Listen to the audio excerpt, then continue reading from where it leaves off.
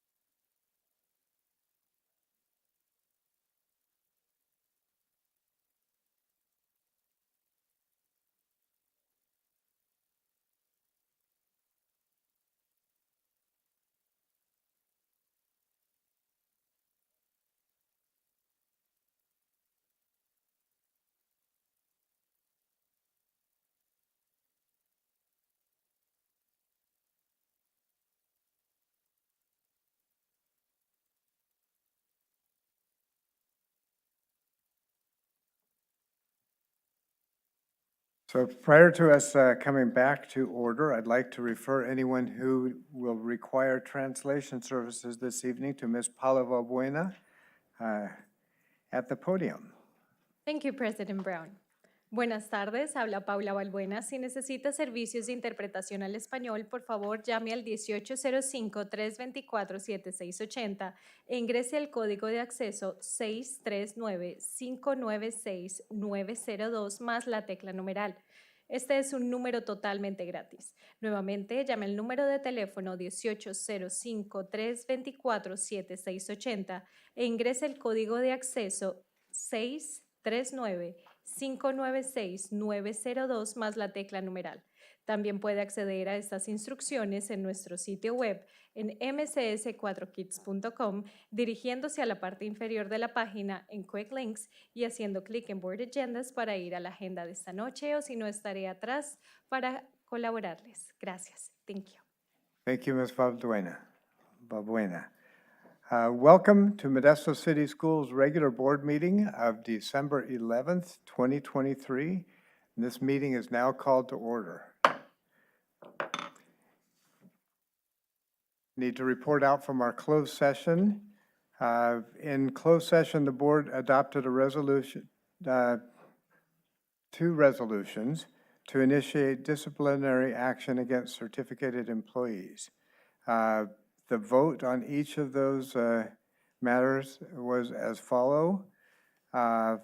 For each of those matters, the board voted 5-0 with 2 board members absent in favor or to follow the resolution.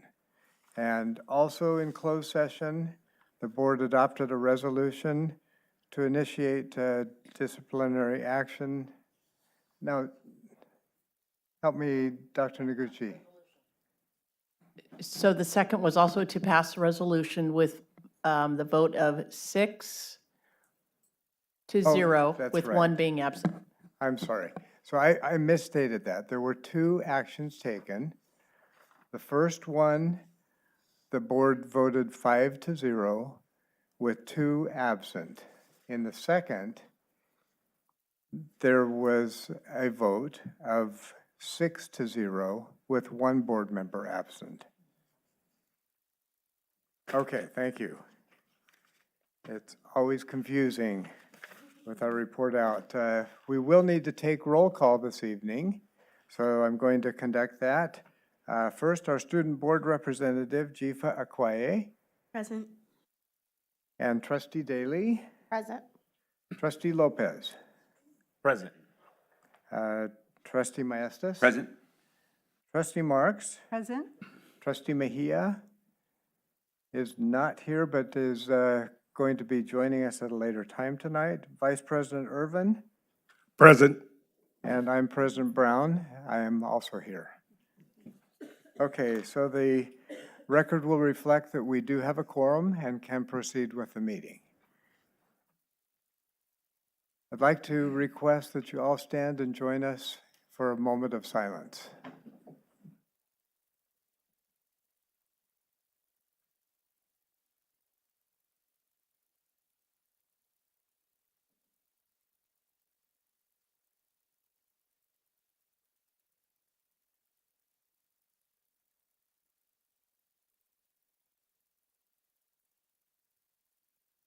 Thank you.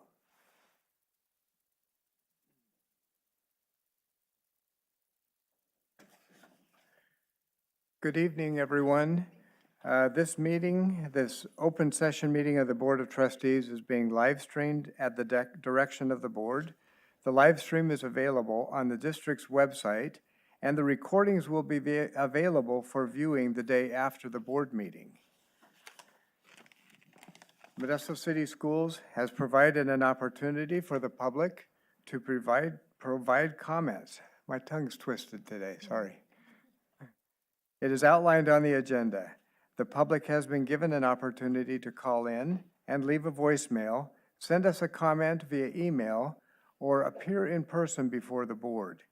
Any public comments received via email or voicemail following the posting of the board agenda and prior to noon the day of the board meeting will not be read aloud, but have been transcribed and printed with copies provided to each board member prior to the start of the board meeting and are available to the public. The voice and email public comments will be attached to a future board meeting minutes for approval. This practice will continue until further notice. For members of the public that are interested in commenting in the future, we want you to know that we welcome your comments. If you wish to address the board during the period for public comment on a subject that is not on the agenda, you must complete a public presentation request card and submit it to the board president prior to the period for public comment. If you need assistance from our translator, please indicate so on the request card. Every person who wishes to address the board, please fill out a card.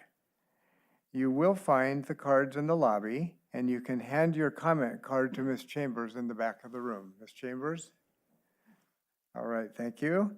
I also want to remind you that if you wish to make a complaint against a specific district employee, you should follow the district's personnel complaint procedure.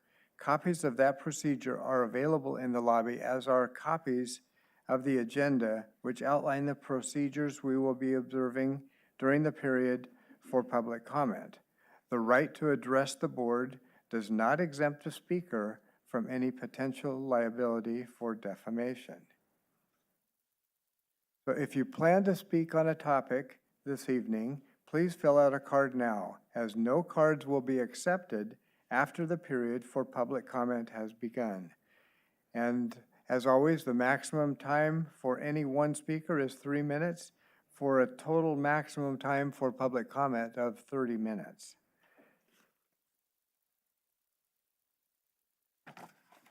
We're pleased this evening to welcome 2 students from Martone Elementary School to lead us in the flag salute tonight. So Paris Fall is a 6th grader. Paris is standing, and she is new to Martone Elementary School, and she's adjusting very well. Has already made a lot of friends and is very helpful in class. Paris is an honor roll student with a love for math and the performing arts. She participates in chorus and strings and enjoys biking and spending time with her family. Following high school and college, Paris aspires to be a professor of mathematics. What do you think, Mr. Maestas? All right. And also from Martone Elementary School, we have Damar Mendoza. 6th grader Damar is also an honor roll student and participates in strings. He is a member of the student council and is very respectful, is a very respectful young man. He tells his teacher daily to have a wonderful rest of your day and to enjoy your lunch. Outside of school, Damar loves the game of soccer. Following high school and college, he'd like to play professional soccer, but said if he can't do that, he wants to be an engineer. So we're pleased to have the students and ask you to lead us in the Pledge of Allegiance.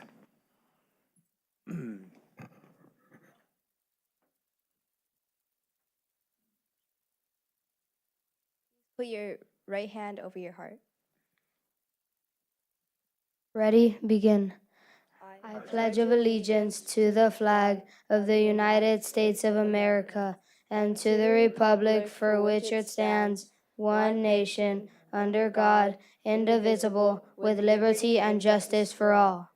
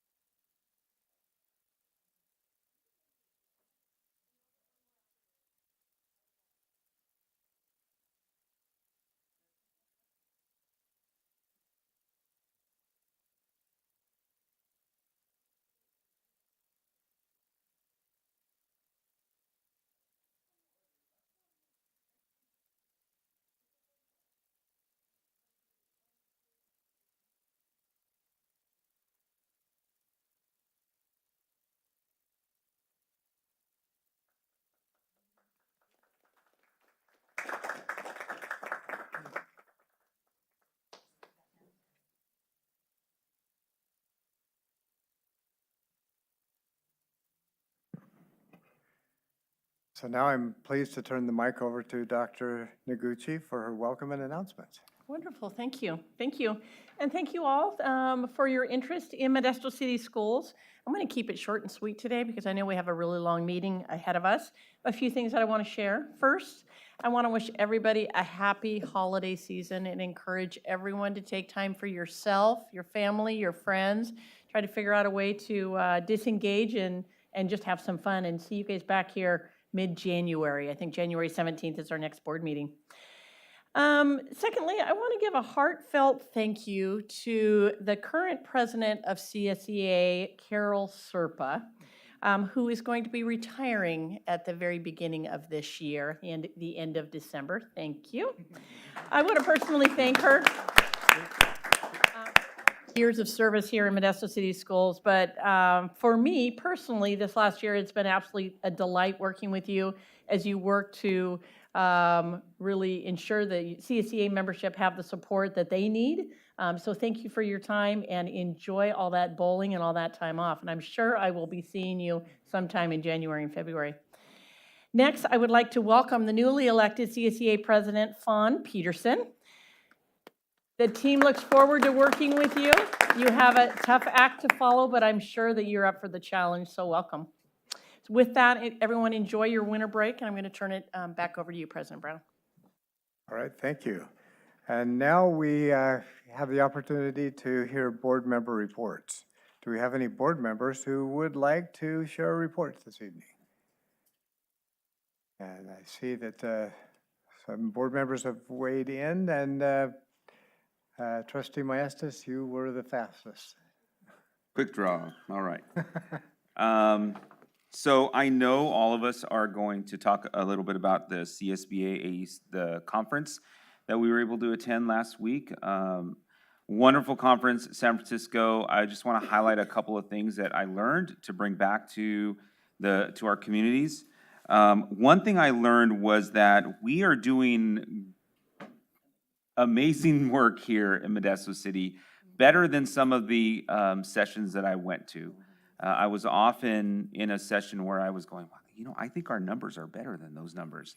Or I think that program, especially our co-teaching math program, is doing way better than some of the other things that are out there. And so I look forward, if possible in the future, to present at CSBA or having our group present at CSBA on our co-teaching math and seeing how our data are continuing to grow on that. I also went to a session on music and the music program that's flourishing in a district down south. And I think we're doing a wonderful job as well with our music in our elementary schools and feeding that into our high schools. I'd love to see more emphasis on music, arts, dance, and theater in our elementary schools, TK, and all the way to sixth grade, and then another emphasis again in our junior highs and our high schools to really have robust programs. We know one of the things that came out of that was if you look at students that are in band and music, they get their disciplinary, they get disciplined less, they have higher GPAs, they do better in school. And how do we get that in all our kids? How do we hone that? And if we catch them early and get them excited about something, then we don't have to deal with all of the things that happen later in high school. With that being said, I had an opportunity this week to go to some music events. So I went to 2 music concerts at Enox this week. The first was jazz band and orchestra. The orchestra, I gotta tell you guys this. The orchestra played something from Trans-Siberian Orchestra. They went out of their box. They had a drummer and a synthesizer and an electric violin. Oh my gosh, people, it was amazing. I can't tell you how much I enjoyed. And I think the kids were just up there, and you saw the cellos just going at it. It was great. Jazz band, as always, was great. The next day was their concert bands and their bands that were wonderful to see the students all really involved. And then I went to Bayer High School, also had their band, and their band concert, because they have a smaller band, they connected and did a dual concert with USTAC Middle School. USTAC is one of the schools that feed into Byers, so this is one of those things I think that that district that I visited in their session is doing, is they're connecting their high school music teachers with their middle school music programs, and having those middle school music students basically fall in love with the high school teacher, because we know if you love the teacher, you're going to take the class. And so having the USTAC students with the Byers students and performing together was such an awesome event. They did that at Johansson Theater. So that was such a wonderful event to see that. So I really enjoyed the last few weeks with not getting sick at the conference, but other than that, I did enjoy everything. The sessions were great, and the music concerts this week. And I just congratulate all students out there for all of their hard work leading up to these winter concerts, for all the schools that had them, and theater, arts, just love them. So that's my report. Thank you, Trustee Mastis. Vice President Irvin. Yes, I would like to say a little bit about CSBA. As I went to different workshops, just like Trustee Maestas, I found that we were in some of those workshops where I had an interest. We were ahead of the game in many of that respect, into what other districts were doing, and hearing the feedback during the question sessions. It was like, oh, okay, we're ahead of the game on that. So the other sessions I went to actually all had to do with actually mental health, because I know that's big in our community and our school community as well, with students and being approached by parents and folks in the community asking about what are we doing in terms of addressing the mental well-being of our students. And as a person who has a master's in counseling, it's an interest, it's still an interest. And so I saw some things that, that I knew that we were doing as well, but I also found a couple things that I feel that we could, kind of maybe deploy within our own district to help students better navigate the system of mental health on our campuses and things like that. But overall, the conference was, I thought, well done and well put together. The president's workshop could have been a little shorter than 8 hours, but that's neither here nor there. It's all day one. Also, I went to Ethnic Studies, the Ethnic Studies Committee, and I'm really impressed and really happy with the way things are going with our ethnic studies, and the dialogue and the scenarios are the thing that we're working through to really develop, I think, a model curriculum for our district, based on what our district makeup is in terms of our city and our county, in terms of those cultures that we represent here. It's great that the legislation allows us to implement, based on our demographics in our communities. And so looking forward to continue that work and, get ethnic studies as a graduation requirement within our district. And so the collaborations that we have with CSU, Stanislaus, and MJC, and within the district is really, it's a really charged, get charged every time I come. So thanks, Mike. And last but not least, I went to the expanded, it's hard for me after being in after school for 16 years to call it expanded learning. But that's what it is. Those that were in the field of after school, and now the transition is expanded learning. They put on I call it an extravaganza with all of the students in our expanded learning programs coming to perform, holiday cheers, and just seeing them from an artistic standpoint, from the different elementary schools. They come out and perform, and our staff that were teaching these students on, being able to be on stage and be comfortable on stage, because you know how kids get up on stage. You get those few who love the spotlight, and then you get those few who's like, I prefer not to be here. But they were all on stage, they were all performing, and they were all having a good time, and it was good. I mean, the Modesto auditorium was packed.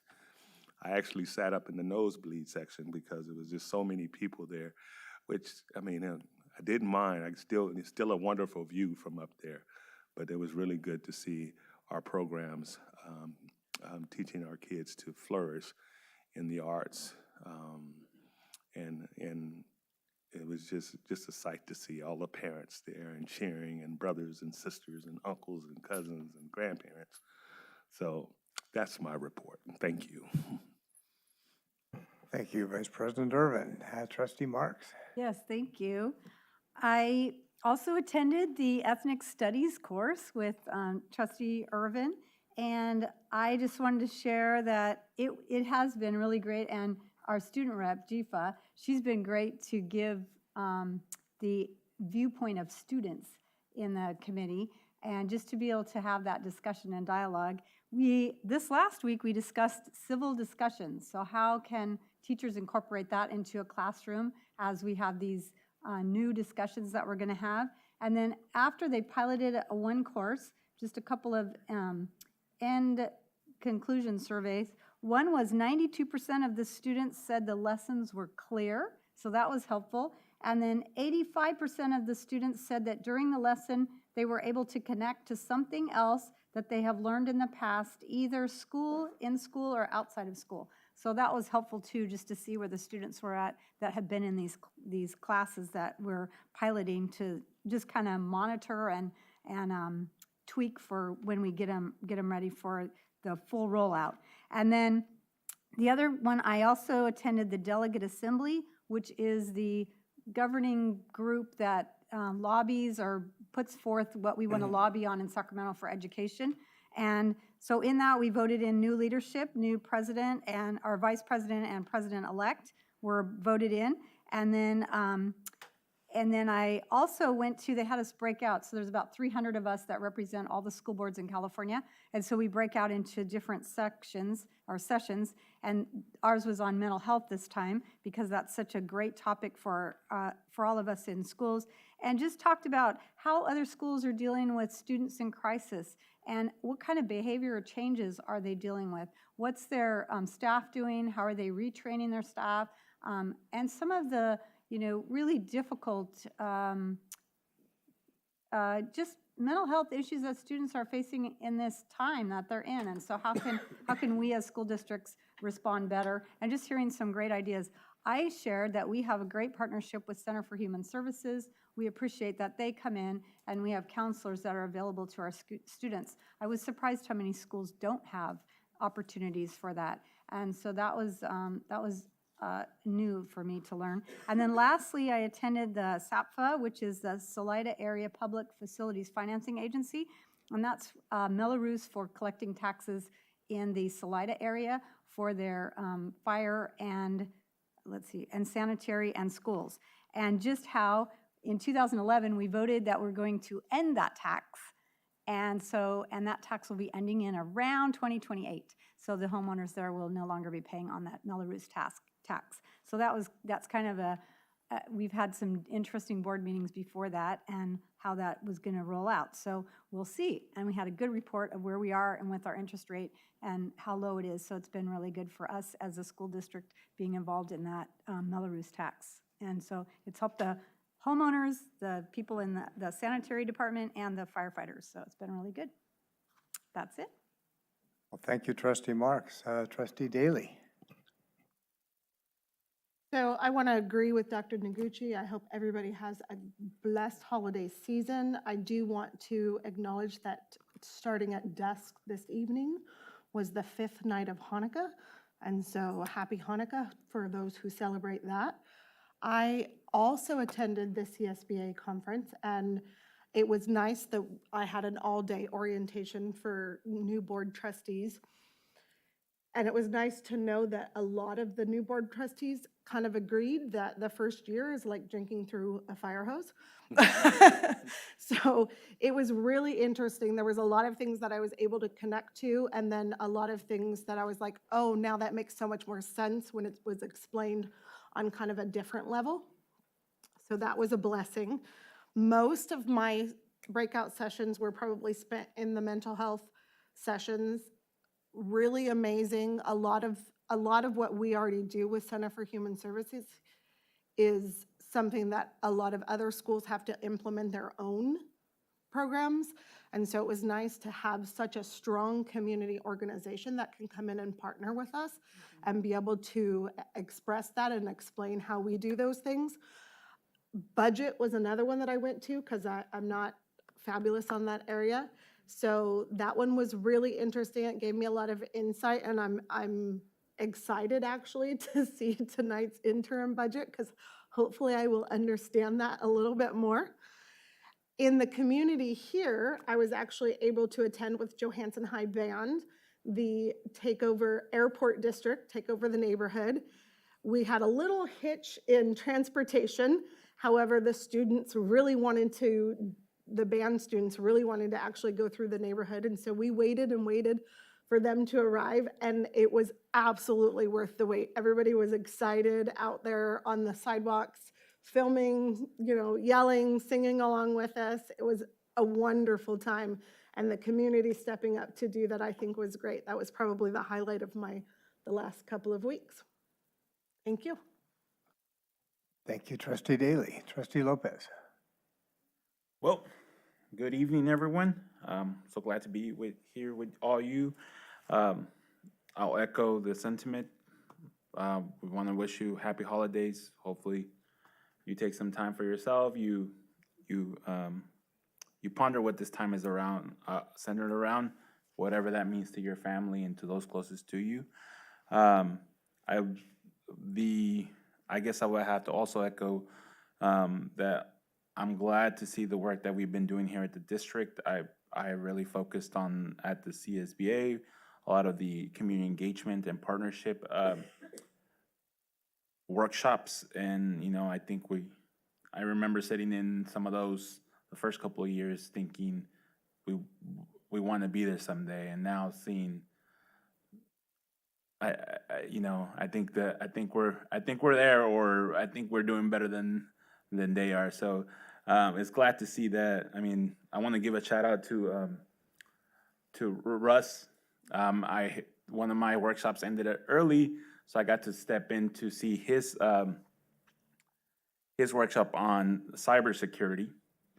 And I'm not a tech buff, but so I leaned on the support of the public that I would look around, and some people look puzzled, and some people that looked like knew what Russ was talking about were nodding in agreement to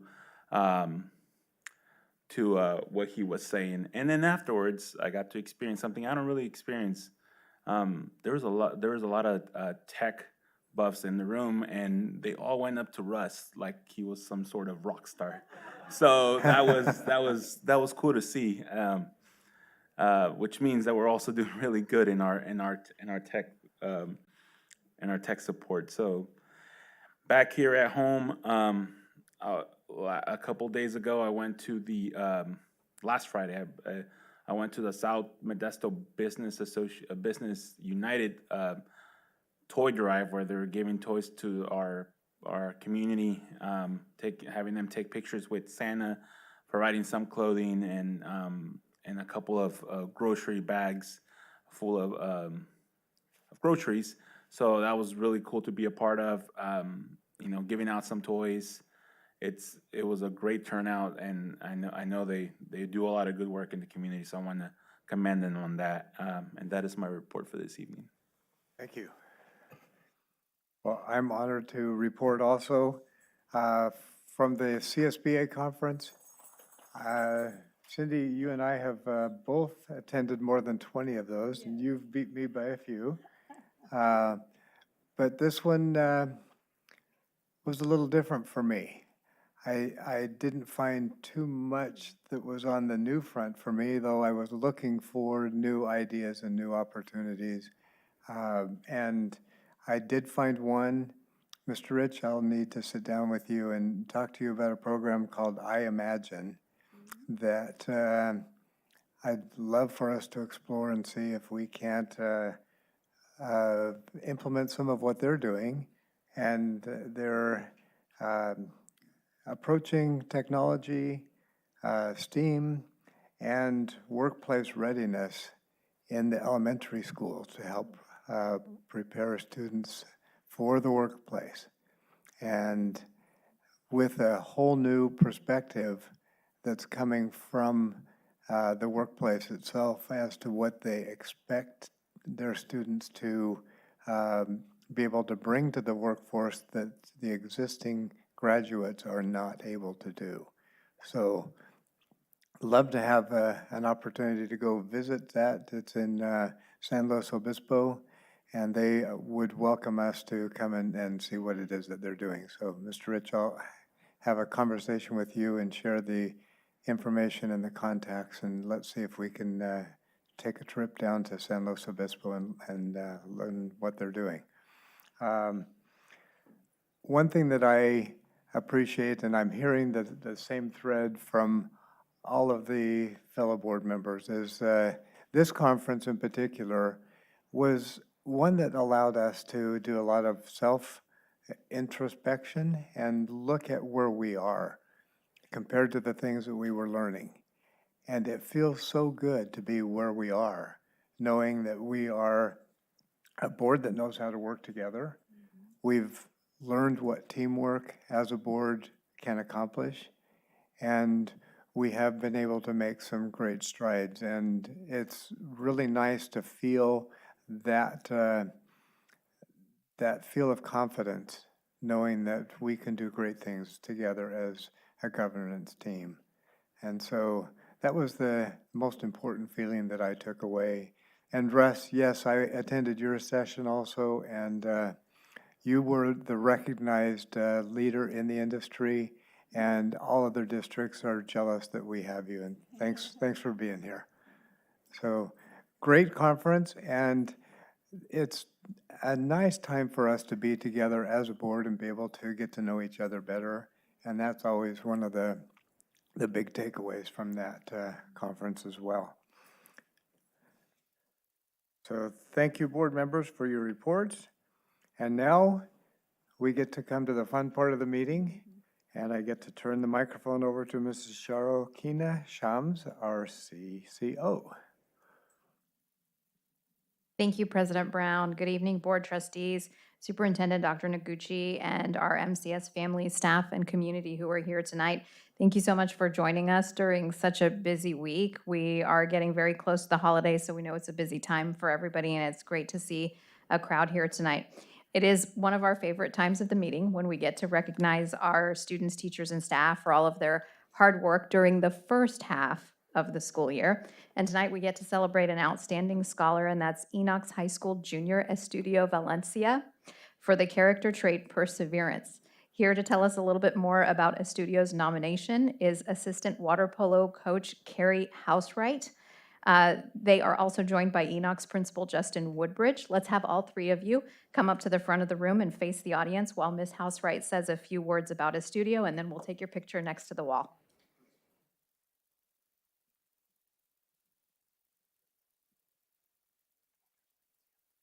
All right, thank you for the opportunity to speak about one of our excellent scholars. Brings me great joy to talk about Estudio. I have some words here from Coach Leslie Lawrence, our water polo coach. As head water polo coach at Enoch's High School, I know how difficult the game of water polo is to learn and play. That didn't stop Estudio Valencia. He is a coach's dream. Despite never having played water polo before, Estudio made the choice to come out for a team when he was unable to play his first love of football. Estudio didn't come from a swimming background, and when he first begun, he didn't have a proper swimsuit. He showed up in basketball shorts, but didn't let it bother him because he just wanted to play and be part of a team with other young athletes who have had more experience playing the game. Estudio's attitude is admirable. It's one of the best I've ever seen as an athlete. He shows up every single practice and gives his 100% every single time. He has demonstrated the strength and ability to try something new and persevere persevere despite any hurdles he may encounter along the way. Good job, Estudio.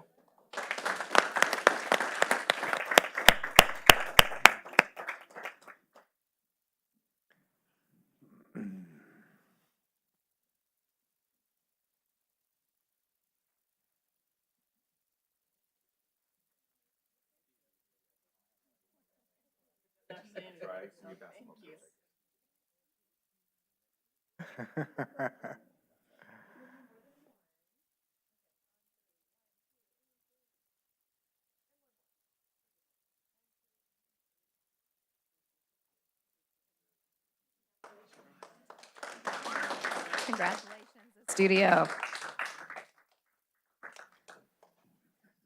Next up tonight is our MCS Hero Award, and tonight we are recognizing longtime Bayer High School principal Dan Park before he is set to retire at the end of this month, end of an era, following 19 years of service with Modesto City Schools.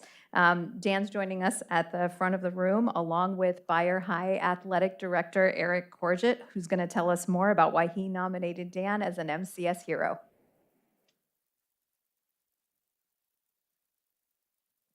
I actually didn't. I think he signed my name and wrote it himself.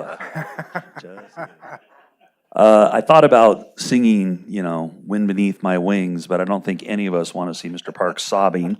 So here we go. Changing lives and altering destinies. Usually when you walk up to Mr. Park and say, hey, what are you up to? He would say, I'm changing lives and altering destinies. And I think the thing that stuck with me on that is it is 100% student focused. Because he's not about, you ask me, I'm just having a good day. Changing lives and altering destinies. He wants to make an impact with students, and that's what he does every day. Most days when you come to our school, you see him out, standing out in front, no matter what the weather, welcoming kids, waving at families, welcoming staff. And a lot of our staff have, well, we haven't mimicked the bow tie, but they have mimicked sitting and waving and welcoming students into their classrooms and making them feel welcome. The other thing that Mr. Park does that, again, is just inspiring to me is as he walks the halls, he is really good at finding that kid that's kind of sitting off by themselves and walking up and saying, hey, how you doing? Have a good day today? And again, just a gentle spirit that loves kids and has definitely made an impact, changing lives and altering destinies every day on the job. He will be greatly missed. I've worked with Mr. Park now for over 20 years, both as staff and administration, and we're definitely sorry to see him go, but he is a hero and will continue to be, I'm sure.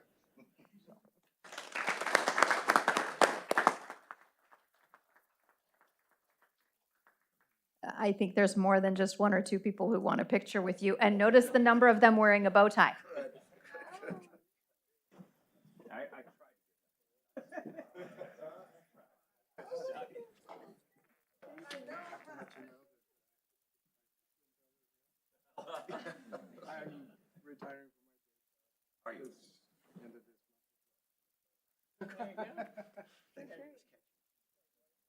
All right, let's see if we can all get in there.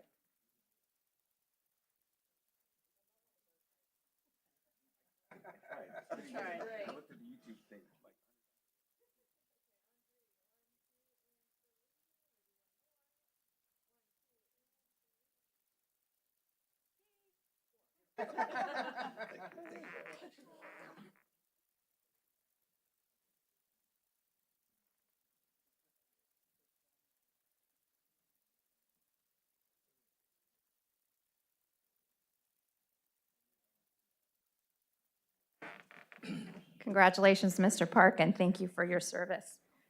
President Brown, that concludes our recognitions for tonight. So, Mr. Park, I just want you to know that your wife provided us with some of your bow ties, but none of us could figure out how to tie them so that the rest of the board members could wear them. But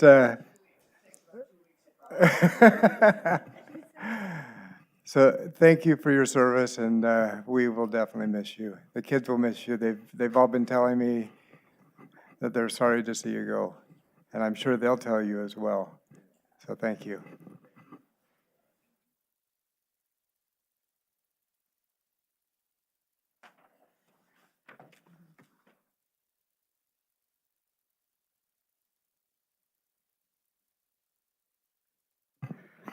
So we're now at agenda item A8. And this is part of the board meeting that's probably going to get a little bit emotional.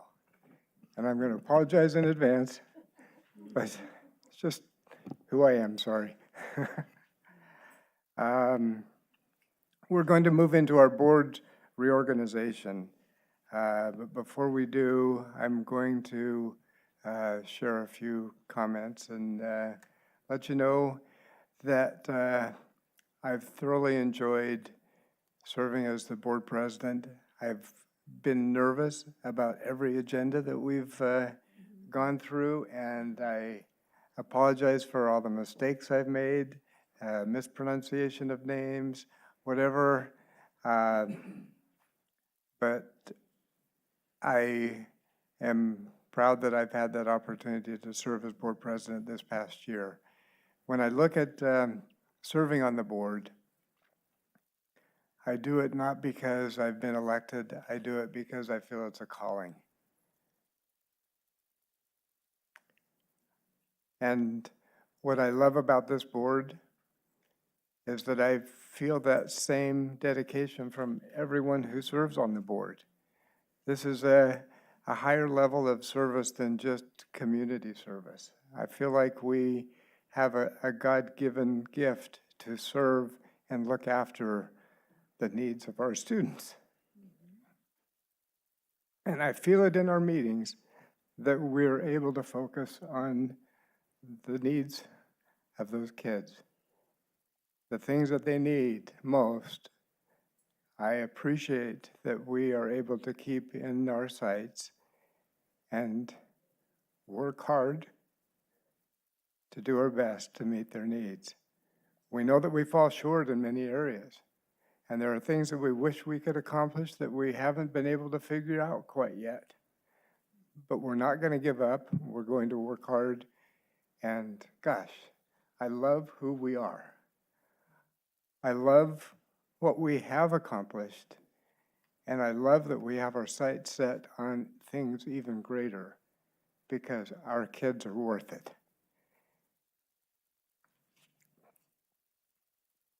When I attend a board meeting, I look around at the people that I serve with, and I so much appreciate the relationships that we've been able to develop. And it goes beyond the people that serve on the board. It goes to the members of our cabinet that are here to support us and instruct us on the things that are happening within the district. They're the ones that carry forth the decisions that we have to make, and they are the ones who really lead the teams to do the things that the board has set as standards through the decisions that we're left to make. There are unsung heroes as well, and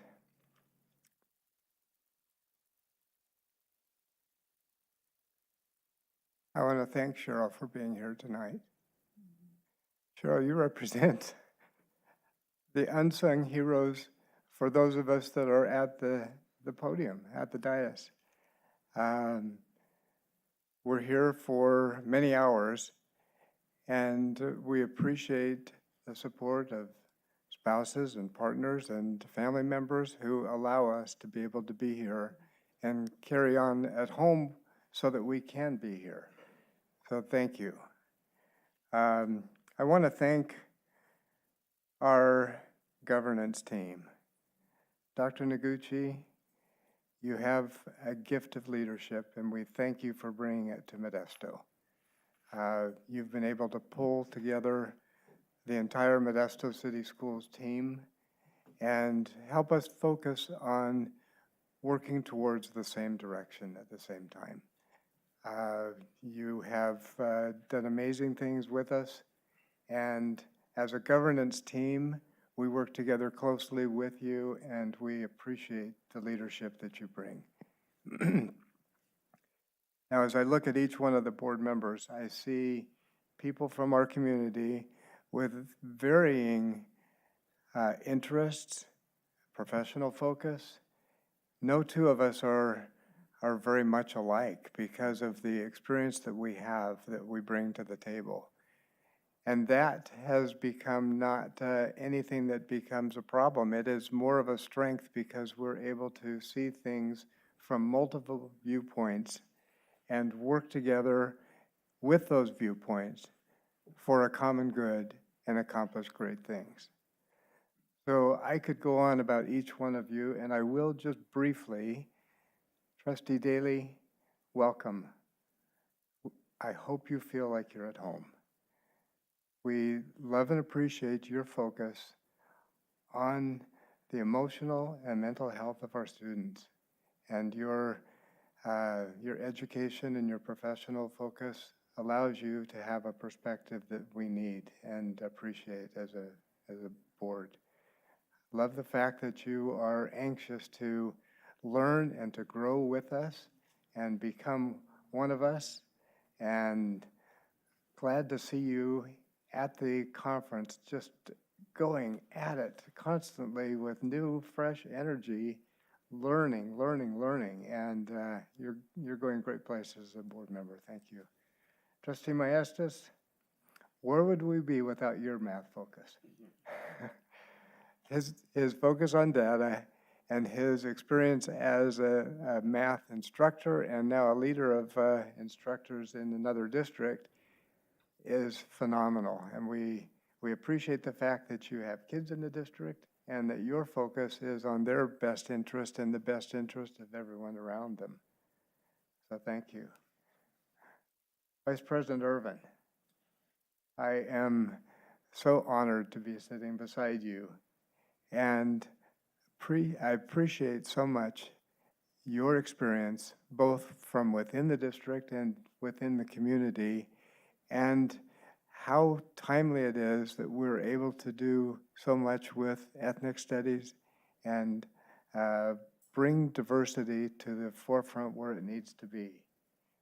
So glad that you're on our board at this time. It's so important to have your focus on equity, and I'm so excited for where we can go because of what you bring to the table. So thank you so much. Trustee Marks, I've known you longer than anybody else on this board. We were both kids when we started boardsmanship and serving. I served on the Sylvan board, and you used to tell me that you were jealous of what we had at our Sylvan district because of the governance team that we had. No longer. And the exciting thing is that we now have that here as a governance team together. And it's fun not to compare notes, but just to smile together and realize where we've come and what we've accomplished. I appreciate your focus on,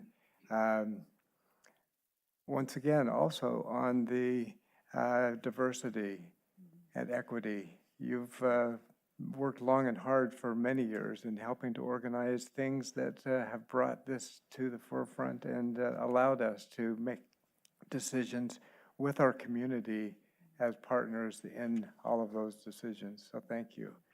And your history with boardsmanship at the state level and the focus that you're able to bring to the table because of your participation in CSPA and your knowledge of the way things happen statewide. Homero is not here yet. Trustee Mejia.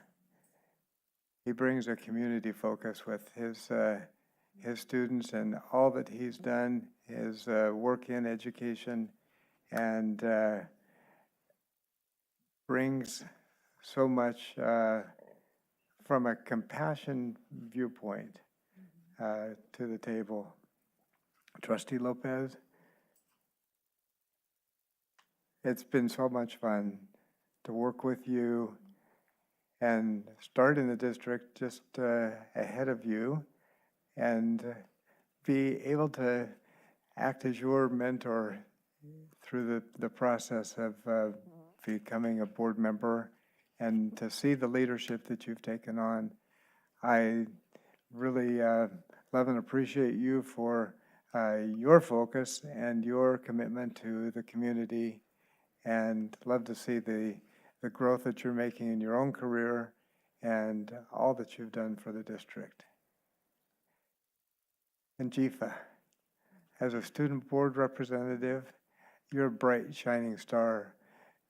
I wish we would have been at the conference the same day that you were.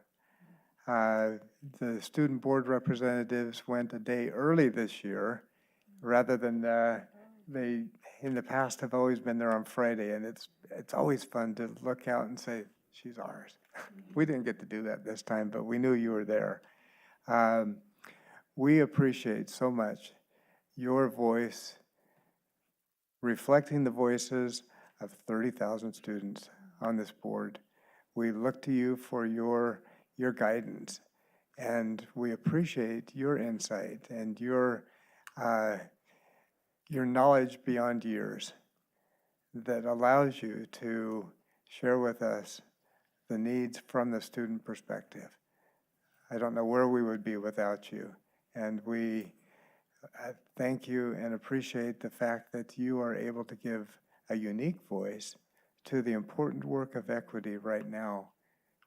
You, as I said in our last board meeting, are a gift to the district at this time when we need you most.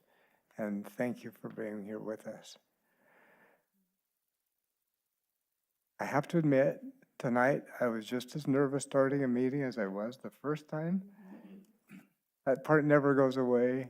I'm actually looking forward to sitting at a position other than board president. I really enjoy being a member of the board, not worrying about the agenda and whose lights are shining and what the order on the agenda is.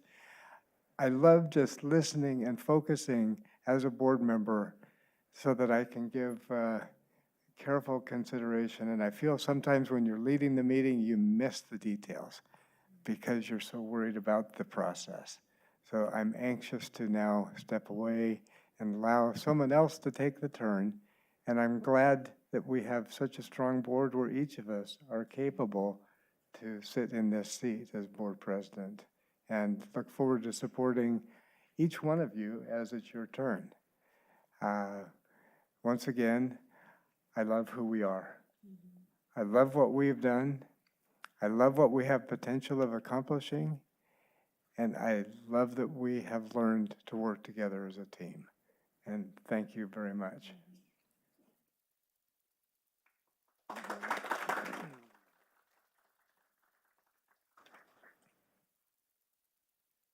Okay. Man, so what it looks like here, President Brown, I got some big shoes to fill. Big feet. Yeah, but I forgot my Dr. Scholl's spray to spray the shoes. I really appreciate your leadership, but most important, I really appreciate your passion for students, your passion for staff, teachers. It's unwavering to see. You've been unwavering in your approach to make sure our district it elevates to a level that we can truly be recognized by other districts in terms of how we conduct business, how we handle ourselves, our decorum within our board. It is truly amazing to see where our board has come from the days prior to our superintendent getting here. I remember back and watching the board meetings on Zoom or on camera and cringing at times, and actually, basking in, I'm glad you guys laid me off. I don't want this mess, That's how I was feeling back then, It was just, so for you to be a part of that that initial, turning point, so to speak, um, um, with Cindy, who has been here, who's had to go through all of those struggles during that time, to work with her to begin to lay the foundation for what we have right now. This is where we are. This is the team right now. I would say this is the A team. And no, I'm not, what's his name? But Mr. T, I'm Mr. J. But we're here. And a lot of that has to do with, you and Trustee Marks, setting that that foundation as those early, trustees who came back and said, it's time for change. And then the other elections come on board, Trustee Lopez, Trustee West, and Trustee Amy, and John Walker. Yeah, all of that began that movement, and then here we are today. We're the result of that movement. I was just talking to John Walker not too long ago. Yes. And so we're here. We're here now because of your leadership over this last year. You really, really, set the tone, as audience, the community members here, I think, respect, being here under your leadership and adhering to the guidelines and the protocols that we have set for our meetings. And so it's up to me to continue that. And I'm looking forward to doing that. I'm looking forward to working with all of our team members here to really, you always talk about our leadership, the next level. And so as it's time we go to the next level, both with our eyes wide open, with all the certainties and uncertainties that lie ahead. We're gonna get through this. So I appreciate you. I appreciate your wisdom, your passion. I appreciate your insight. Being in 2 districts, and bringing that knowledge to be able to share. And so it goes without saying that you have definitely been a benefit, someone you could, you can approach and you can talk to, you can ask questions, and you can agree to disagree, and it's still all the same. It's still all good. And so with that,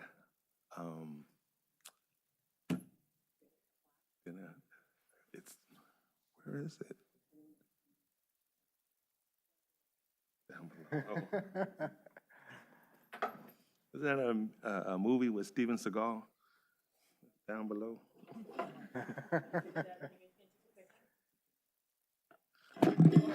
Yes. The plaque with the gavel. Okay. We do that right here. So on behalf of the Board of Education, Modesto City Schools, I present to you this plaque, representative of your leadership for 2022 to 23.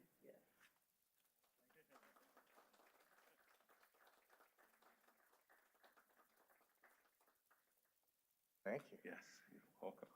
Well deserved. I thought that was my gift to come, I was gonna take that home. Something I get to open?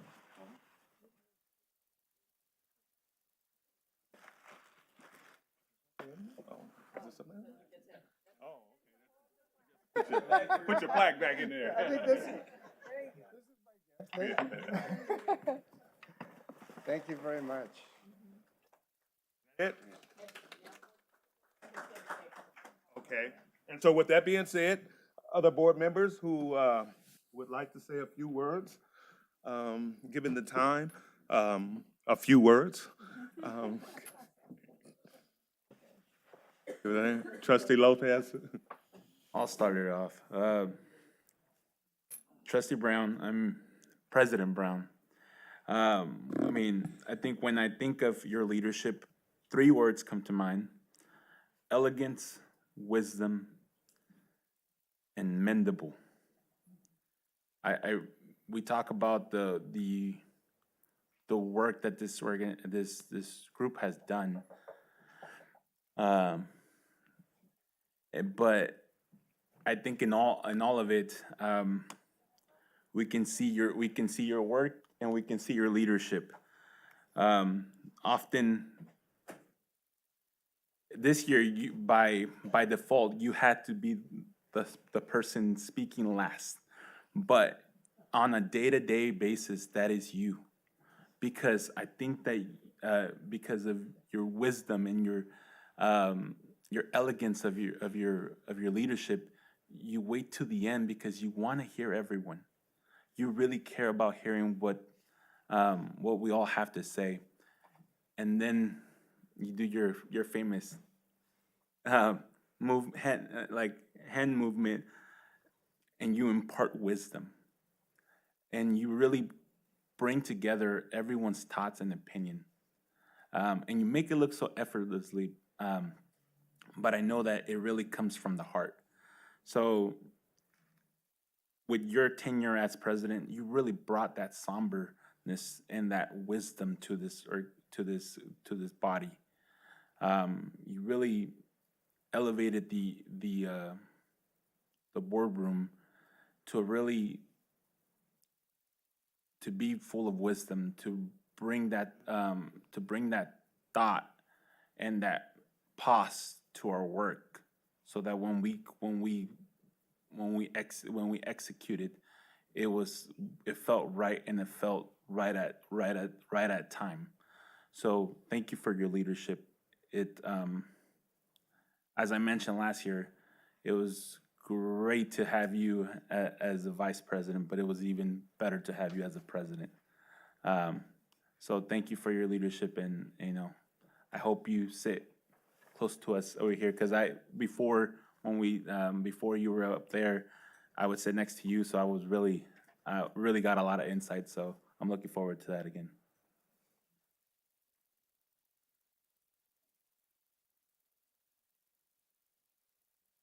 Haley.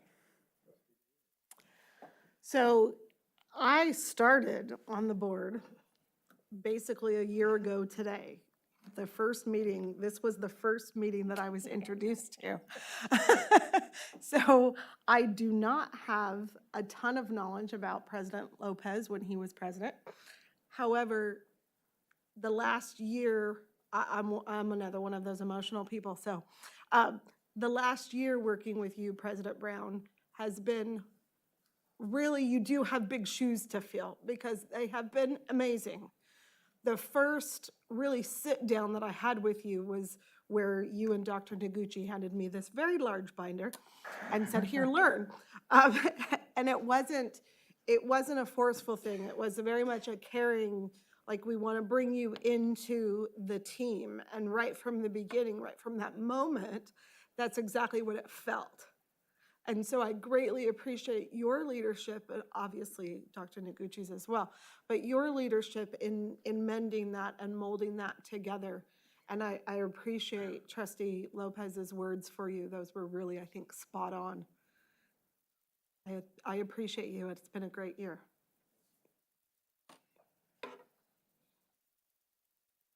Trustee Marks. Well, Mr. Brown, it's been a great honor to serve with you over all these years and know you from more years than I got to serve with you. But I do believe that I was on the board when we appointed you. And then you were on the board when we appointed Trustee Irvin. So that was pretty awesome. That was the beginning of some great changes on this board. And then as time has told, the public has elected all of you wonderful people to join us, and it's been awesome to work with all of you. But I wanted to say, in your leadership, I noticed that as you led with calmness, you led with just steadiness as we went through each board meeting. You didn't seem very nervous, but I know how that is. And I loved how you you just brought that kindness, thoughtfulness in every comment that you made, and that just brings things into a good place to make decisions. And I appreciate that about you, because when there's a tension in the room, it makes it difficult to make a wise decision. And so we all want to be able to be heard. You listened, you paused, you took time to stop and say and listen. And I appreciate that about you. And I know that you have a great passion for students and for construction. So to be here the year after the bond passed, I was like, oh my goodness, what a perfect year for President Brown to be our president. So I know that's been like the icing on the cake for our district and for you. So I appreciate that and all that went into getting that bond passed, and then being able to just see those decisions rolling out now as we're making those decisions. And I think it's just awesome. So I count it a privilege and an honor to serve with you this last year and all the years ahead of time before that. And just as a colleague, it's been awesome. So thank you. Thank you. Board Member Akwaye, who happens to be a student. Hi, so President Brown, I just want to thank you for your many, many years of service to our district, but especially this past year as president. I know as a student, I've been a direct beneficiary of your hard work, along with thousands of others. And I think your hard work and your passion is really appreciated by all of us, and all the changes that we've seen just in the past year are really a testimony to the work that you've done for us, and we really truly appreciate it. And your efforts to elevate our district and ensure that students and teachers are learning and working in the best educational environment possible. Also personally, I can't thank you enough for how welcoming you've been to me from my first interview coming into this room. I felt very welcomed by you, and just throughout my experiences serving on the board so far this year. And I think that I probably speak for everybody when I say that you are the bright star of our board. So yeah, once again, I just want to thank you for your services as president to the board, all the hard work that you've done. I think that you conduct all of our meetings with great grace and enthusiasm, and that's something that we will definitely miss, but are excited for the future in the coming next year. So thank you. Thank you. Trustee Mejia. Well, I gotta say, I'm glad I made it in time to, a perfect time to say, but I just want to, I'm gonna make it brief, but I want to say a few words.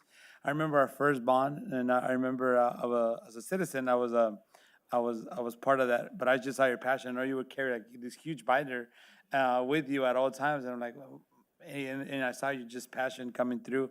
That's what the first time, the opportunity I got to work with you in the first elementary school bond, as a member, kind of trying to pass that bond. And I knew right then and there, like you had your fire was just see through for the students. And it was a binder, but it was for the students. And that, I feel like that's kind of has led your work throughout this year and through many years. It's always about the students. And I know it lights up every time you talk about student representation, students, and I feel like that speaks about you and your legacy. That you're going to leave behind, just now, but you're leaving behind. And it's just admiring, and a lot of us will follow in your footsteps, kind of taking that leadership that you've shown us with examples, and and also your inclusiveness. You always include everybody and recognize people. And I feel like that's super important, and people notice that when you recognize and include everybody. So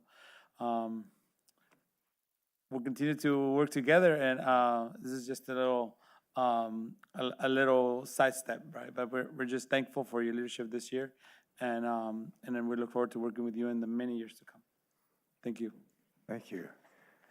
Trustee Maestas. All right, thanks. I also want to say I appreciate your leadership this year, and I have, as people were talking, I just have a list of words that when I think of President Brown, these are the words that came to mind. So I'll read them off. Steady, bond measure, mosquitoes. If you know where he lives, then you'd know that mosquitoes. Leadership, fruit trees, empathy, wisdom, student voice, construction, and heart. And I think that you led every meeting with heart. And that was felt throughout the agenda, throughout the way that it flowed, and through everybody that was here. They could feel the heart that you put into, and the heart that and empathy that you put towards everyone else in the room. So I appreciate that. It's going to be wonderful to work with you in the coming years, but it's going to be we're going to miss having you as the president, leading us with all that heart. So thank you so much for all the work that you put in. Thank you. Last but not least, all right. 6 years ago, I went to this interview for Modesto City Schools, and many of you were around that table. And I remember Chad specifically being around that table, or President Brown being around that table. And in that interview, I gave my commitment to building a team, building a governance team, and ensuring that we built collaborative approaches with all of our partners who are out here today, all in service of kids. So that's a great response to an interview question, but I have to say it wouldn't happen if it wasn't for the deep commitment of all of you around this table. Center to that, President Brown this year, some folks say that being a superintendent is difficult. In fact, I have many superintendent friends that are trying to calculate retirement, like, can I get out of here? Can I just be done? Because this job can be demanding at times. I don't see it as, it is demanding. I don't want to belittle it, but you make my job easy. You pick up the phone, you answer the questions, and what you all don't see behind the scenes when you're not in the president's role is he's making decisions and saying move forward, but he's also doing that with the interest of you all in mind as well, as in just different circumstances. So I want to thank you for your leadership, always being centered on kids, always thinking outside the box with some crazy idea that you have that turns out in many cases to be spot on. So thank you for challenging me. Thank you for being a leader. And I look forward to continuing to work with you and all the other trustees on this board. So thank you. Well, thank you. I appreciate each one of you, and gosh, each one of you brought emotions to me in a different way, and I love and appreciate each one of you. Thank you. And I appreciate everyone who comes to these meetings and is a party to what we do. Appreciate our unions that we work with, and the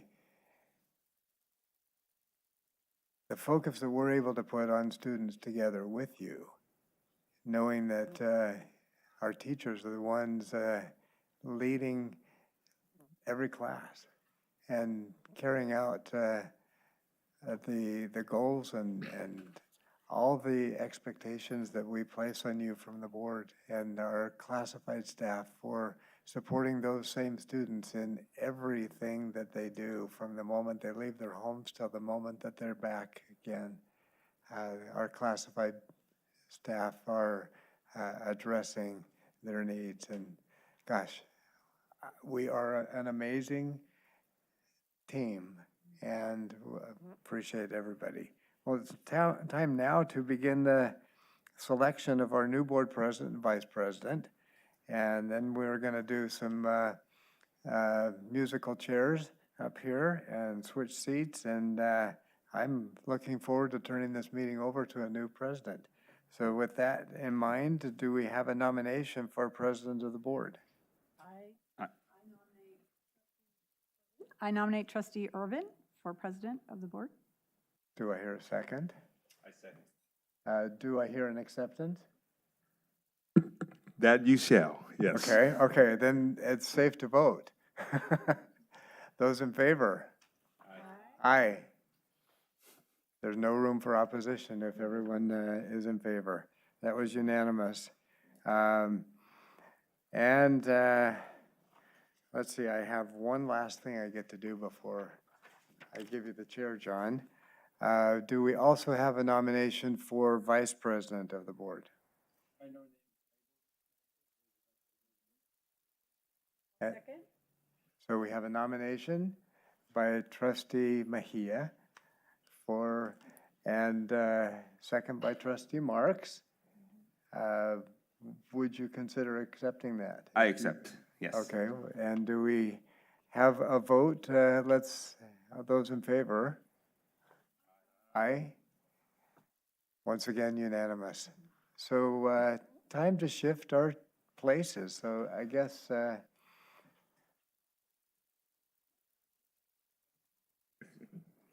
get to move that way. Very neat.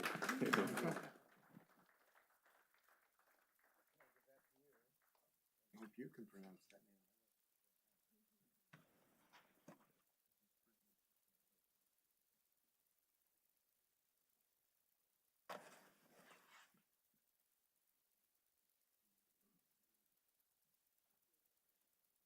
I think they know who we are.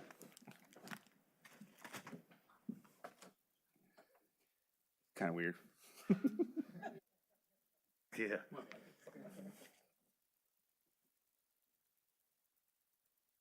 Okay. Oh, wow. So just bear with me as I get acclimated here. There's a whole lot of stuff up here. I guess when it's green, yeah. Did they It's teach you gonna that be in the 8 right. hours? Did they teach you that in the 8 hours of training that you went through? No, they didn't. They didn't. And so, with that being said,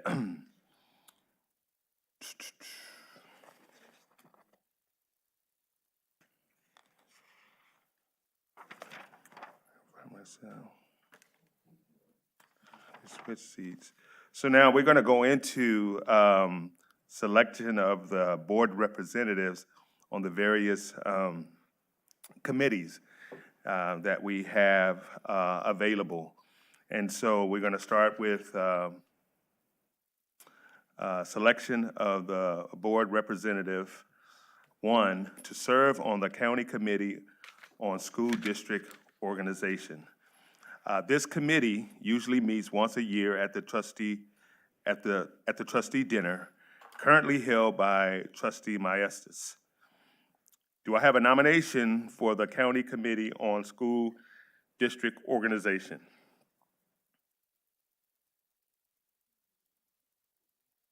Does trustee Maestas want to do it again, or does trustee, Yes. You want to continue on that committee, Vice President Maestas? trustee Brown want to take it, or just asking? I mean, I'll stay on it if Okay. if nobody else wants to. All right. Okay, with that being said, I So don't do know. we I'm have- good. I'm good. If he wants to, I nominate trustee Maestas, okay, unless somebody else is. it's been nominated by trustee Marks, has nominated trustee Maestas for the the county committee on school district organization, seconded by trustee Daly. All in favor, signify by saying aye. Aye. All opposed, same right. Any abstentions? Motion carries. Congratulations again, Vice President Maestas. You are now the representative for the County Committee on School District Organization. Okay, that brings us to A84, selection of board representatives and alternative, one representative and one alternative to serve on the Salida Area Public Facilities Board of Directors. This committee usually meets twice a year in December and in June at 5 p.m. Currently held by trustee Marks, and the alternate is trustee Daly.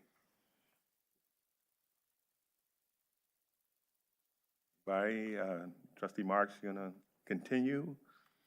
Sure, yes, I would like to continue. Okay, and trustee Daly? I'm fine with continue as Yes, alternate, alternate. yes. Okay, so I'll entertain a motion. Actually, I was gonna ask if I can, you know what? No, we'll leave it there. Leave it there. Okay. Trustee Lopez, if you would like to be the alternate, I am putting my hat in the ring, remember, for the delegate assembly. So I will gladly give up the alternate for you. if Sounds that's good. what- Okay. Okay. Perfect. Okay, have a motion?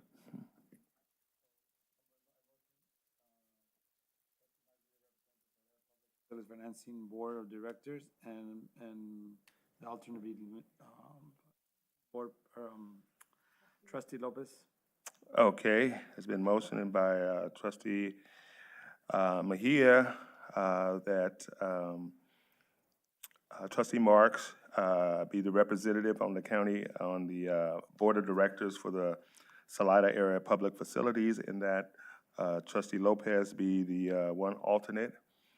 All in favor, question? I'll second. Is second, okay. All in favor, seconded by trustee Brown. President Emeritus. All in favor, signify by saying aye. Aye. All opposed? Okay. Any abstentions? Motion carried.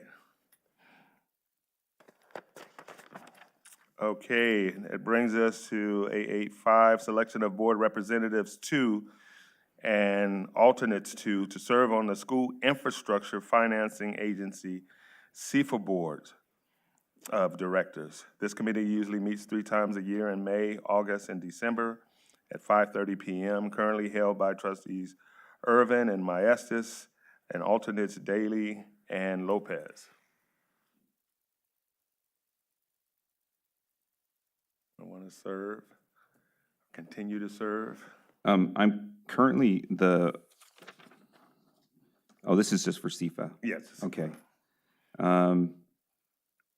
I can continue on that. I'm currently the vice president of MS CIFA, so I probably want to continue doing that. So I'm good continuing on those. Okay. What about you, trustee Irvin, since you have new duties? Would you like You someone know- else to do that, or? Yes, if someone is wanting to serve on that, And it's On really the- important that they show up, because Right. it's, I remember, there's a lot of CIFA votes. Board of Directors in my place, given the duties that I have been bestowed on me. So Anybody else wants to I serve? have served in that capacity in the past, and I have found lots of conflicts because I have worked with With the the construction. major developer for many of those projects. I'm still going to be closely affiliated with that, so I would probably have to step down for most votes.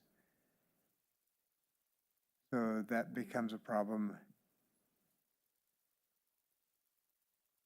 I'd like to, Mr. Lopez? I'd like to nominate myself for the, for CIFA, for the CIFA Okay. board. Okay, it's been, trustee Lopez has nominated himself for the CIFA Board. So how about Is the it- alternates? You need 2 Alternates. 2 alternates are still, as trustee Daly and Lopez. So trustee Daly, you still want to serve as an alternate? I'm good with staying the alternate. Alternate, okay. And then we need one more alternate since trustee Lopez is going to be a representative on that Do board. you want to do it? Do you want me to do it? Do you want to be a backup? Yes. I'll have to You'll be, make a- okay, you be the alternate. I will definitely be the All right. alternate Okay, for that. Is there a second? I'll second it. It's been properly moved and second that trustee Lopez serves as a board representative to CIFA And Maestas. and Maestas. And also trustee Irvin and Daly will serve as alternates on the CIFA board. All in favor signify by saying aye. Aye. All opposed? Abstentions? Okay. Next, selection of the Board of Representatives, 2 and alternate 2 to serve on the Modesto Sylvan Schools Infrastructure Financing Agency, Ms. CIFA, Board of Directors. I move the same slate for the Modesto Sylvan Schools Infrastructure Financing Agency. Okay, so it's been properly moved, and second, that the makeup of the CIFA board will be the same as the NCIFA Board of Directors, where trustee Lopez will be representative along with trustee Maestas, and trustee Irvin and trustee Daly will serve as alternates. All in favor? Hold on, we needed a second on that one. He did, Oh, we got a trustee second. Brown. Yes. Trustee Brown, Yes. thank you, Mhm. sorry. All in favor signify by saying aye. Aye. All opposed? Abstentions? Okay, motion carried.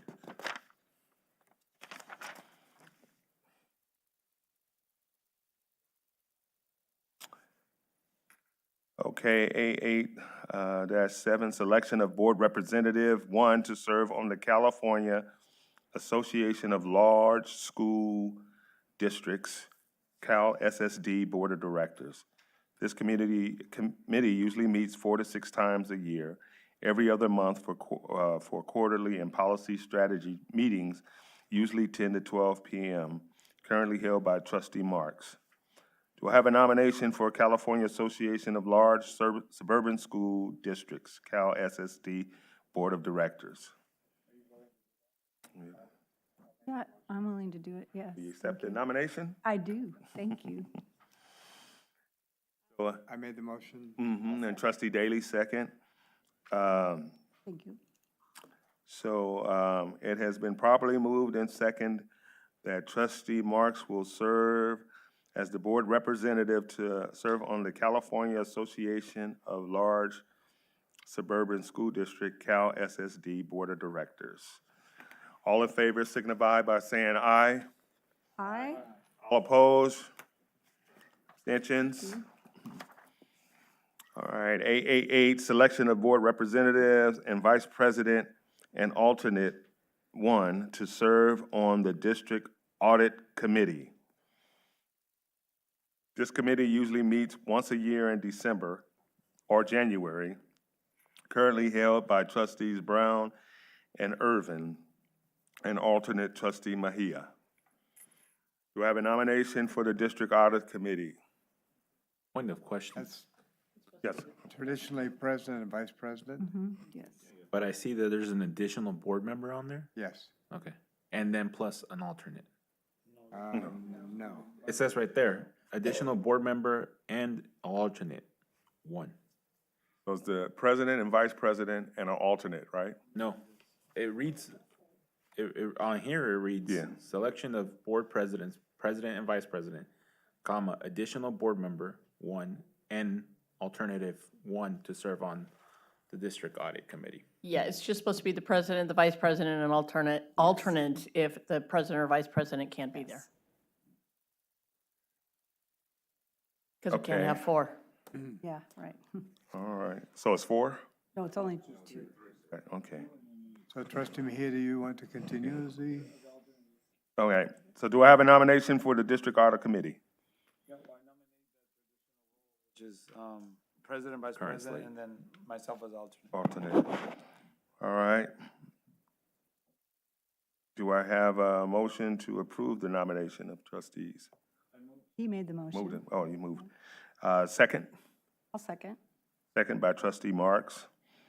So it'd be properly moved and seconded that current president and vice president and the alternate is trustee Mejia to serve on the district audit committee. All in favor signify by saying aye. Aye. All opposed? Abstentions? Okay, 889, selection of board representative, one to serve on the construction committee. This committee usually meets every third Wednesday each month, currently held by trustee Brown. Do I have a nomination for the construction committee? I nominate trustee Brown to continue on that. All right, do you accept the nomination? Yes, yes. I second the nomination. All right, it's been properly moved and seconded by trustee Daly that trustee Brown continue to serve on the construction committee. All in favor signify by saying aye. Aye. All opposed? Any abstentions? Seeing none. A810, selection of board representative and vice president and additional board member, one, to serve on the budget advisory committee. This committee usually meets quarterly on a Tuesday at 2:30 to 4 p.m., currently held by trustees Brown, Irvin, and Marks. Do I have a nomination for the Budget Advisory Committee?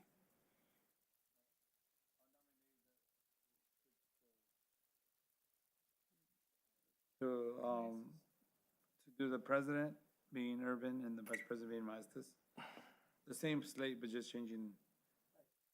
Does Okay. anybody President, else, Vice President. I'm just asking, Yes. does anybody else, would anybody else like to serve on that budget? I will serve, and I like serving, but I would like to allow somebody else to if they'd like to do that. All right, I'll do it. Okay, so it's been properly moved. Is there a second? Second, that the current makeup of the Budget Advisory Committee be the current president, Irvin, current vice president, Maestas, and trustee Marks to serve on the Budget Advisory Committee. All in favor signify by saying aye. Aye. All opposed? Any abstentions? Seeing none. A811, selection of board representatives. 3, to serve on the Modesto City Schools Equity Committee. This committee usually meets in January, March, September, and November. Meetings are usually held from 3:30 to 5 p.m., currently held by trustees Lopez, Marks, and Mejia. Same way. So we have the nominations for the current members, trustee Lopez, Marks, and Mejia. So I motion to continue with trustee Lopez, Marks, and Mejia. Okay, is there a second? I second. Okay, so that's second by Vice President Maestas. All in favor signify by saying aye. Aye. All opposed? Any abstentions? Seeing none. A812, selection of board representatives. 3, to serve on the Modesto City Schools Ethnic Studies Guidance Council.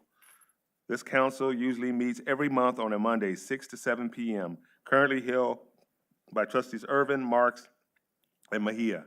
Do I have a nomination for the Modesto City Schools Ethnic Studies Guidance Council? So would I. I move to keep the 3 board reps as they are, unless anybody else wants to. Okay. I second that motion. Okay, it's been properly moved and seconded that we keep the current trustees Irvin, Marks, and Mejia on the Ethnic Studies Guidance Council. All in favor, has been seconded by trustee Daly. Right. All in favor signify by saying aye. Aye. All opposed? Any abstentions? Seeing none. A813, selection of board representative 1 to serve on the Association of Stanislaus County School Boards. This committee usually meets every other month at 11:30 a.m. to 1:30 p.m., currently held by trustee Brown.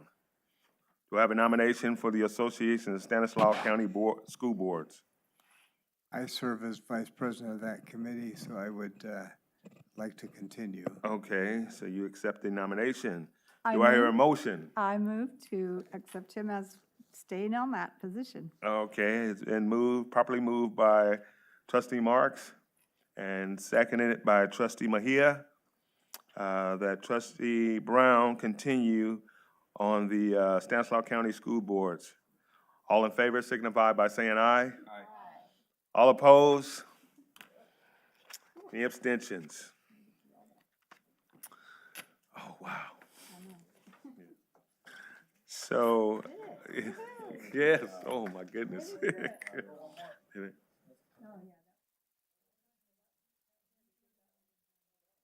Yes. Yeah. Okay, moving on our agenda. A9, approval of consent agenda. Are there any comments regarding consent agenda items? Please come to the podium and address the members of the board, stating your name for the record. Thank you. The law limits the response of board members and prohibits the board from taking any formal action. Do I hear a motion to approve the consent agenda? I move approval. Motion by trustee Marks, seconded by trustee Mejia to approve the consent agenda. All in favor signify by saying aye. Aye. All opposed? Any abstentions? Okay.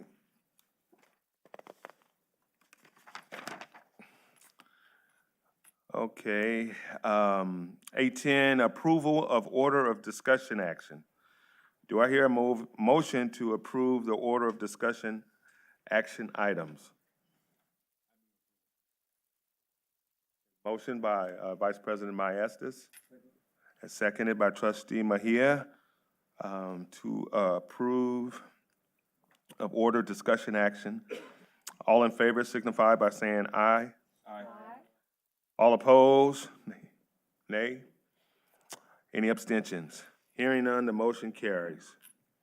A11, period of public presentation, board bylaw, 9322, section B. This takes us to the period of public presentations. Thank you for attending tonight's meeting and showing interest in our schools. I have one card tonight, and I ask each speaker to come to the podium and address the board. You'll each have 3 minutes. And I have Brittany Crudup.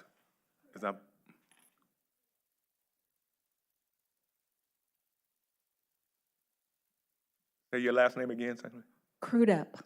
Crudup. Yes. Okay. Thank you, Brittany. Thank you.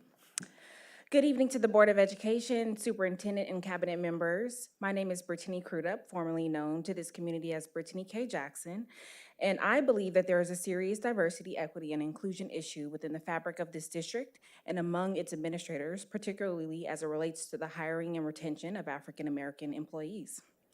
Often, adverse treatment and termination of people of color in education are effectively swept under the rug, while non-persons of color are rewarded for misconduct and allowed to keep their jobs.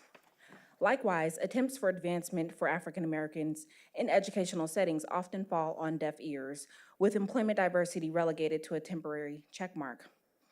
If someone who is hired because of the color of their skin to meet a diversity need, without the institutional knowledge to work in education, and that African American person, after experiencing and reporting discriminatory treatment by the institution, was immediately threatened with demotion, asked to work in a less favorable location, threatened with termination, and eventually silenced, isolated from their community, and placed on leave without any grounds, that would be unacceptable. In these instances, pursuing a discrimination lawsuit would not only be deemed to be difficult, but unlikely when the bullying and discrimination that occurs is covert, subtle, and very political. In the NFL, there is a rule known as the Rooney Rule, where the NFL team must interview at least one minority candidate for head coaching positions. Interview but not necessarily hire. For African American candidates who apply and interview for roles within an educational institution, but never receive a response as to the disposition of their interview, this too would be unacceptable. I admonish those watching and listening, including those of you sitting before me, to rigorously examine yourselves in the district's hiring practices with very close attention to hiring and retention rates of African American employees. Respectfully, this burden should not fall on the shoulders of 1, 2, or even 3 African American employees or the categorically token DEI position. It falls on each one of you before me, and particularly the superintendent, Dr. Noguchi, and cabinet members. You cannot upstage an equity committee out of convenience or put a human check mark on diversity to affect real change. You must, however, listen to understand and allow those who have experienced racial diversity in the workplace to take the lead. According to the American Sociological Association, faculty of color are often asked to participate on more university committees than white faculty so that campus leadership can point to these committees as proof of diversity and inclusion efforts. This is the proverbial checkmark that I believe exists within this district. I'm here today to ensure that this district does their due diligence to do the deep work of understanding the adversity facing people of color in the workplace, and to ensure that the district does not capitalize on the silent cries of African American employees who fear losing their jobs after speaking up about discrimination. As I prepare to welcome my own African-American child into this world and possibly this community, I challenge this district board, superintendent, and cabinet members to show up in this department and to do better. Thank you for your time. Thank you. Again, although we cannot engage in discussion or take formal action on items not on the agenda, we thank you for following the protocol and addressing the board, and for taking the time to share your views with us this evening.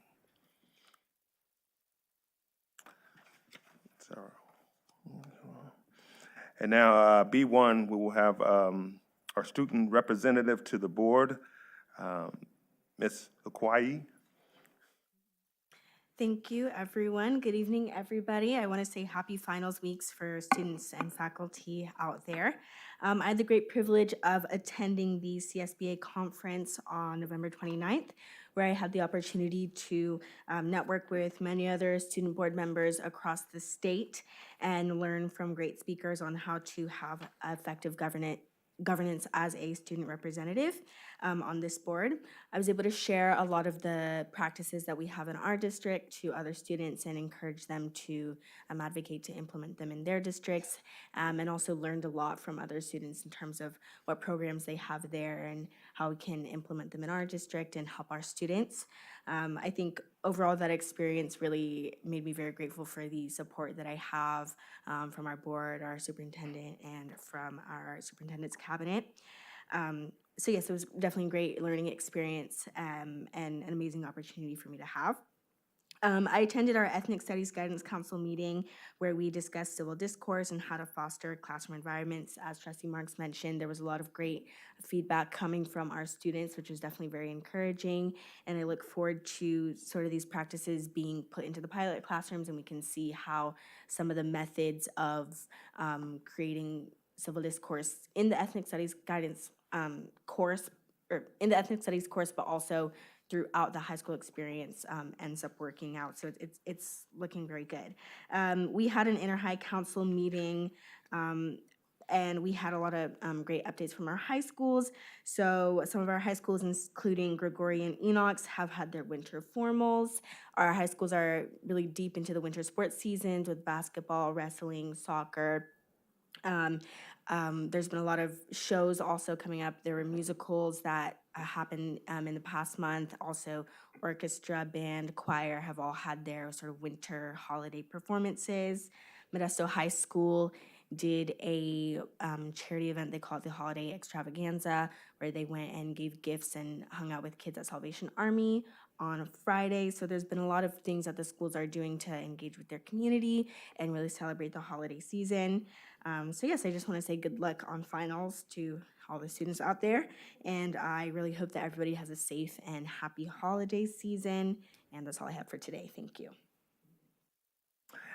Thank you, Student Representative Okwai. Now, it has been passed to me that several of the board members would like to take a 5-minute break. And so we are going to break for 5 minutes.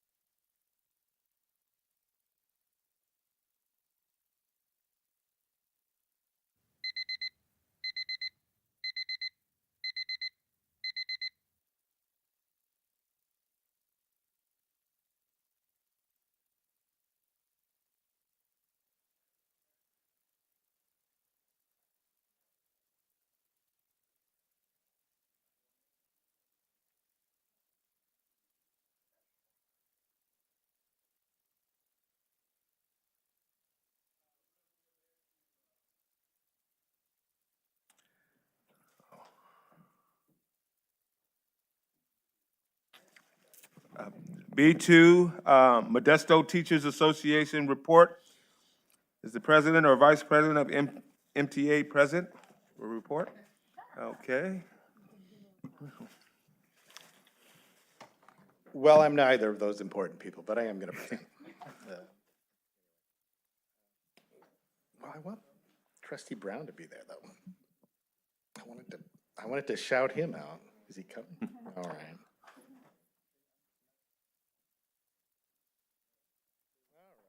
Good.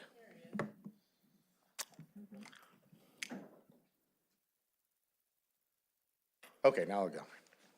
Anyway, no, I do have a few things that I wanted to speak to, but before I get to that, I just wanted to say that I'm really glad that it happened to be tonight that I was going to be speaking about an invitation to you guys. But I'm really glad that it was tonight, because I was glad to be here for the recognition for Trustee former President Brown. I've worked closely with Chad for both D&E and L.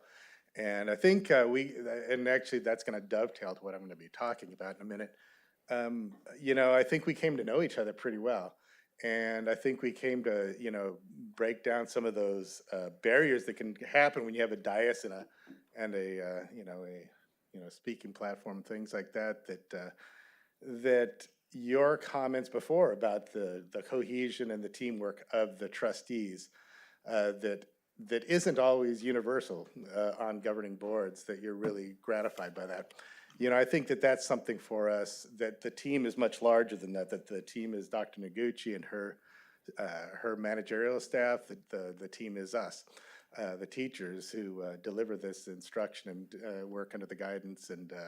And you know, and we're not always going to agree. There's going to be things that we disagree on, but at the end of the day, and all that emotion and everything else that was happening today, we share. And I think that was one of the great things, that when we had that meeting, we really had lots of opportunities to see the authentic motivations of what we're about. And it's about, you know, the children, the families, this community, and I'm very passionate about it. You know, so I'm in my 30th year and I still get, you know, sort of worked up. I'm going to be hanging up my tenure here soon at the end of this year. But you know, I still, when I see the student read recite the Pledge of Allegiance, Paris and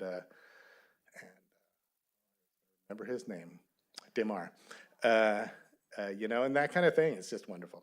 You know, and it reminds you what we're about here, because it's easy to get lost in the numbers and all that type of stuff. But that type of stuff to start the meeting with is really important. Anyway, I wanted to shout out you and congratulations to you, Trustee President Irvin, on your ascension to be serving as the president. I know you guys put in a lot of work, and we're really grateful to you. And then it really does dovetail to what we're going to be talking about. I know you guys put in a lot of work. Again, I think that was really great what you were talking about, you know, the teamwork, because we are all, and I think though there are times we get a bit siloed, you know, we get the teachers and the MTA and then the superintendent and her staff and the trustees, and we do have communication, but I think it would benefit all of us to have more of that. Like we saw with the efforts on the bond measure at the beginning of this school year, we were, you know, really excited to have Trustee Daly, Trustee Marks, and you, Chad, there at a breakfast for MTA. And I was walking people around, and I saw there were just lots of organic educational conversations that were happening that I don't think would happen in this setting. And I think it was probably valuable for you to have that. Anyway, so I think it would be really great for us to foster that type of communication. And so we've been working on some more efforts with this. The CTA, California Teachers Association, is going to be sponsoring and helping to host a dinner in February that is going to be have an invitation to all of the districts, trustees, superintendents, and leadership of their teachers associations. And it's something that you can all go to. It's not a Brown Act violation or anything like that.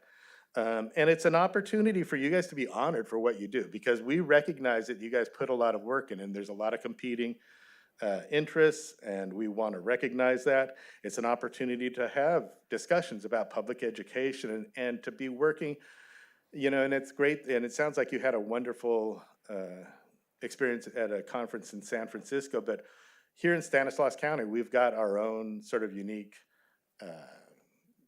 challenges and growth and population and diversity and opportunities. And anyway, so we've already got commitments from that we're going to have participation from a lot of the different districts in the area. We're very grateful that Dr. Noguchi's already confirmed that she's going to be able to attend. We've got Turlock, Patterson, Denair, Waterford, Riverbank. So a lot of people are going to be attending. And I think, you know, this is something that we, a sort of a seed that we want to start building on. You know, that having more frequent informal kinds of interactions that will, I think, only help serving our greater cause of serving the students, the families, and the community for Modesto. So, you know, so we really hope that all of you will be able to attend. It's going to be a nice restaurant, Papaloni on McHenry Avenue. It's on February 23rd.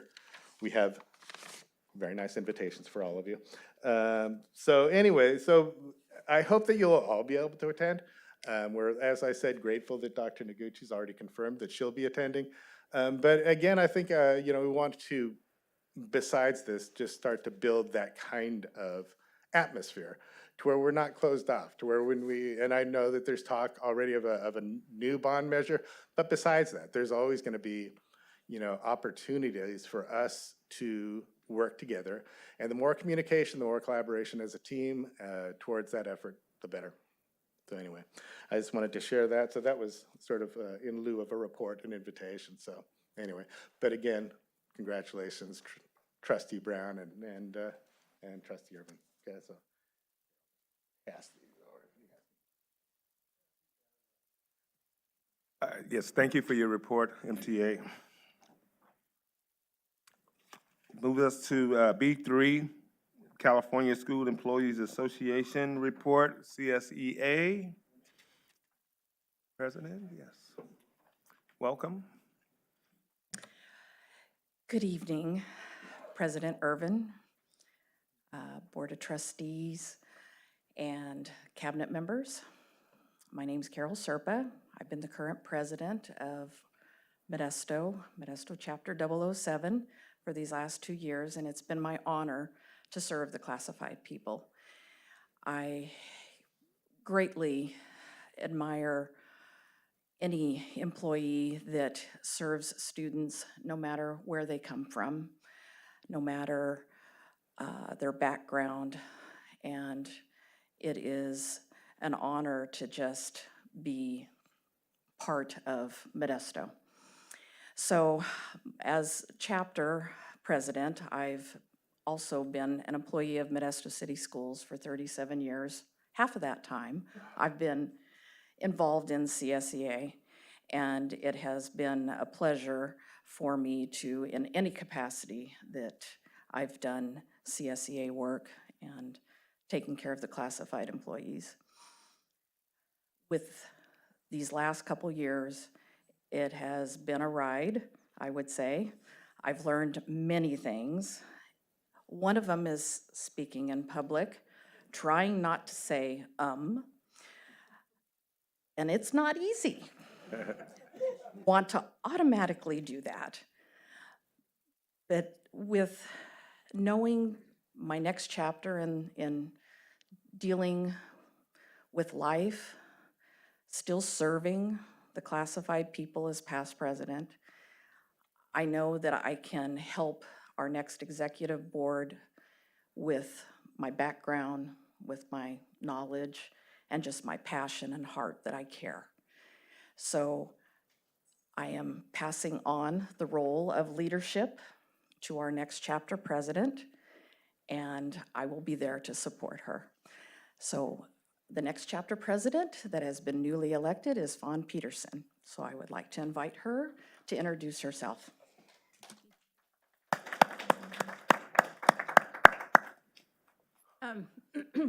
I gotta say, Carol's been an inspiration to me, because what she does because she cares about our members, she cares about the schools, she cares about the And I appreciate that. And she's not getting off easy. Okay, first thing I want to say, first thing I want to say is,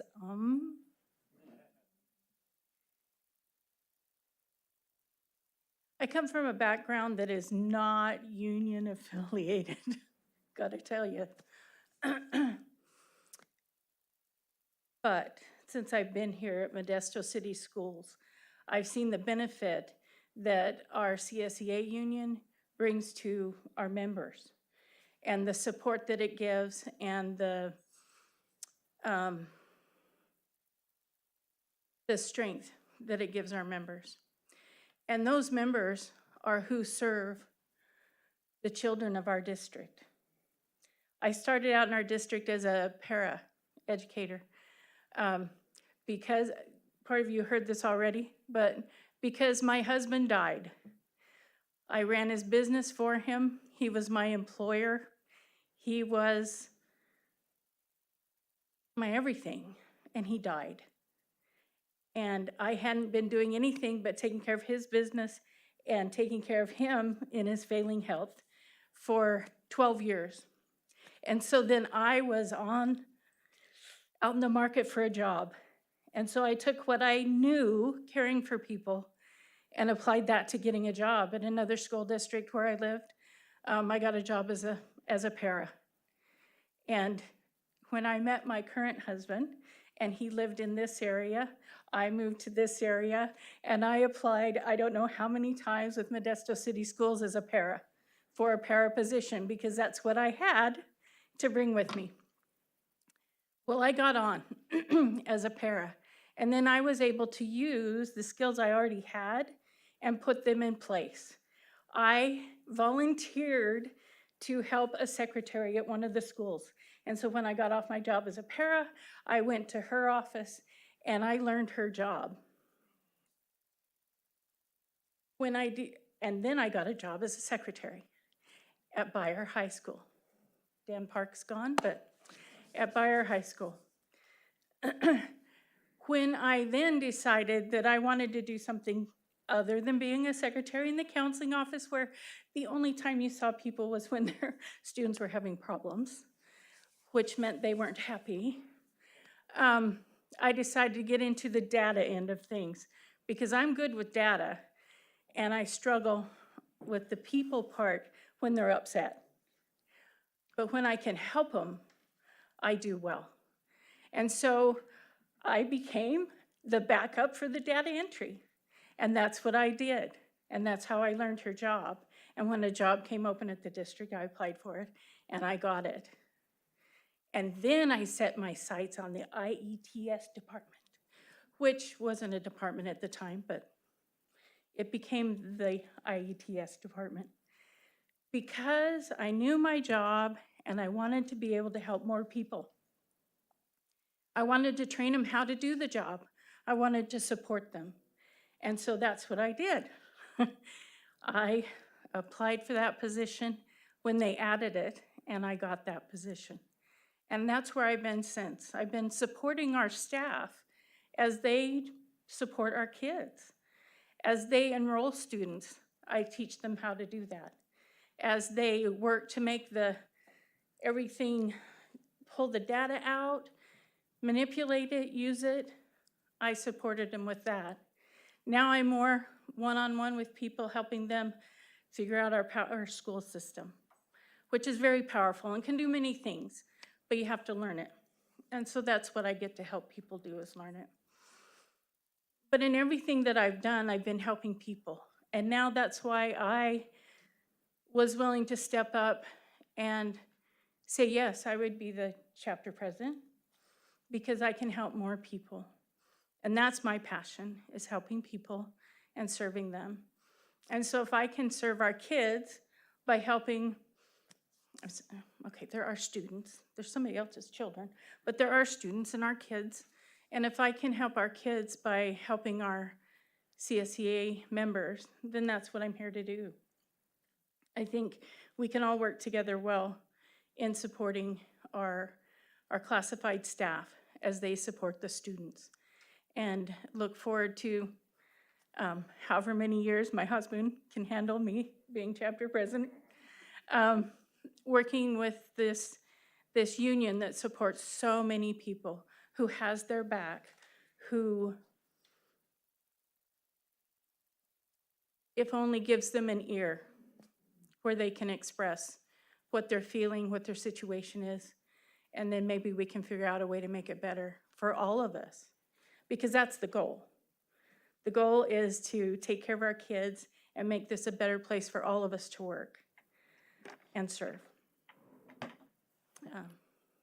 If I was at church, I knew how to close this talk, but I'm not in church. So thank you for your time. Thank you for your report. Yes.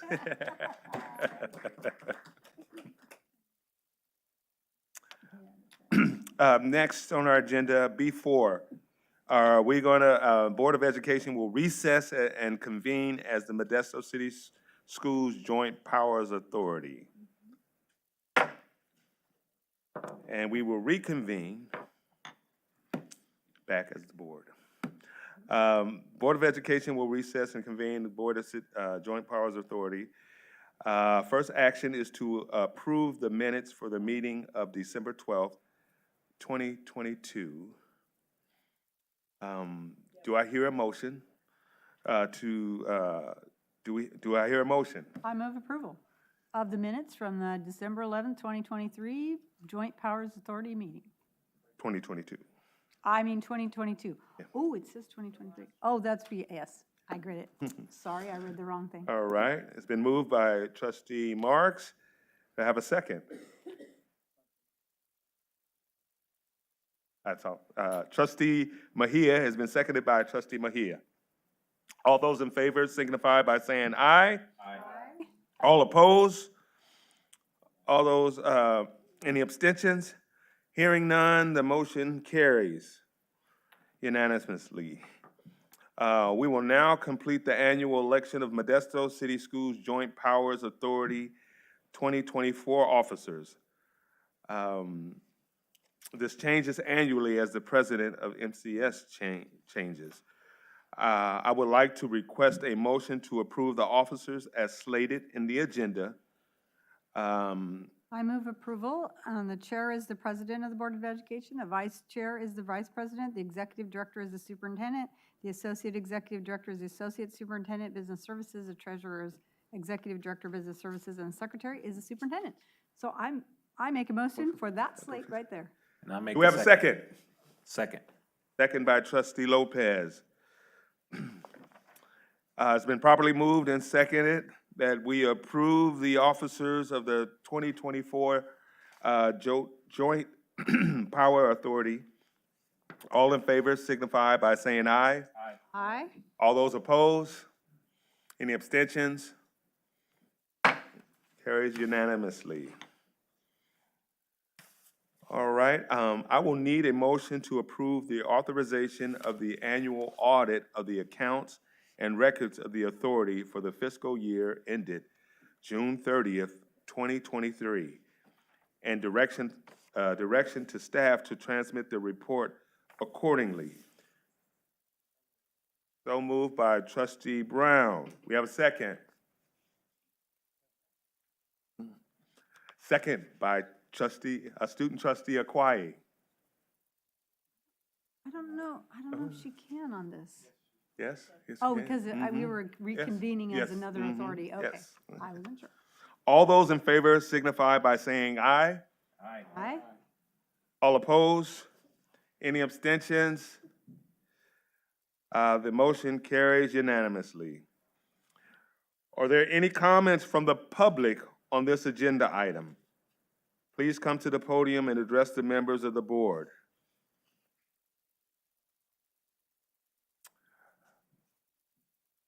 Seeing none, thank you. So now we will have the adjournment of the Modesto City Schools Joint Power Authority. And gavel back into the meeting. B5, reconvene as Board of Education. We are reconvened. B6, report on the 2023-2024 Employee Wellness Initiative. Speaker, Mr. Mike Henderson and Maria Matterskull. All right, good evening, Board President Irvin, and trustees, Dr. Noguchi, cabinet members, fellow cabinet members, and members of the public here. I was listening very closely earlier to your experience at the CSBA, and there were a lot of mentions of mental health being a topic of the sessions over there. And it's very timely that we bring this report. We're very happy to have the opportunity to do so. To speak a lot about mental health as it relates to resources we're able to provide to our employees. We do know that when we're able to take care of the needs of the employees, they can better serve the students. So it is a pleasure to bring this report to you on the 2023-24 Employee Wellness Initiative. Presentation to be delivered by Director 1 of Employee Benefit Programs, Maria Matterskull. Maria? Good evening, Board of Trustees.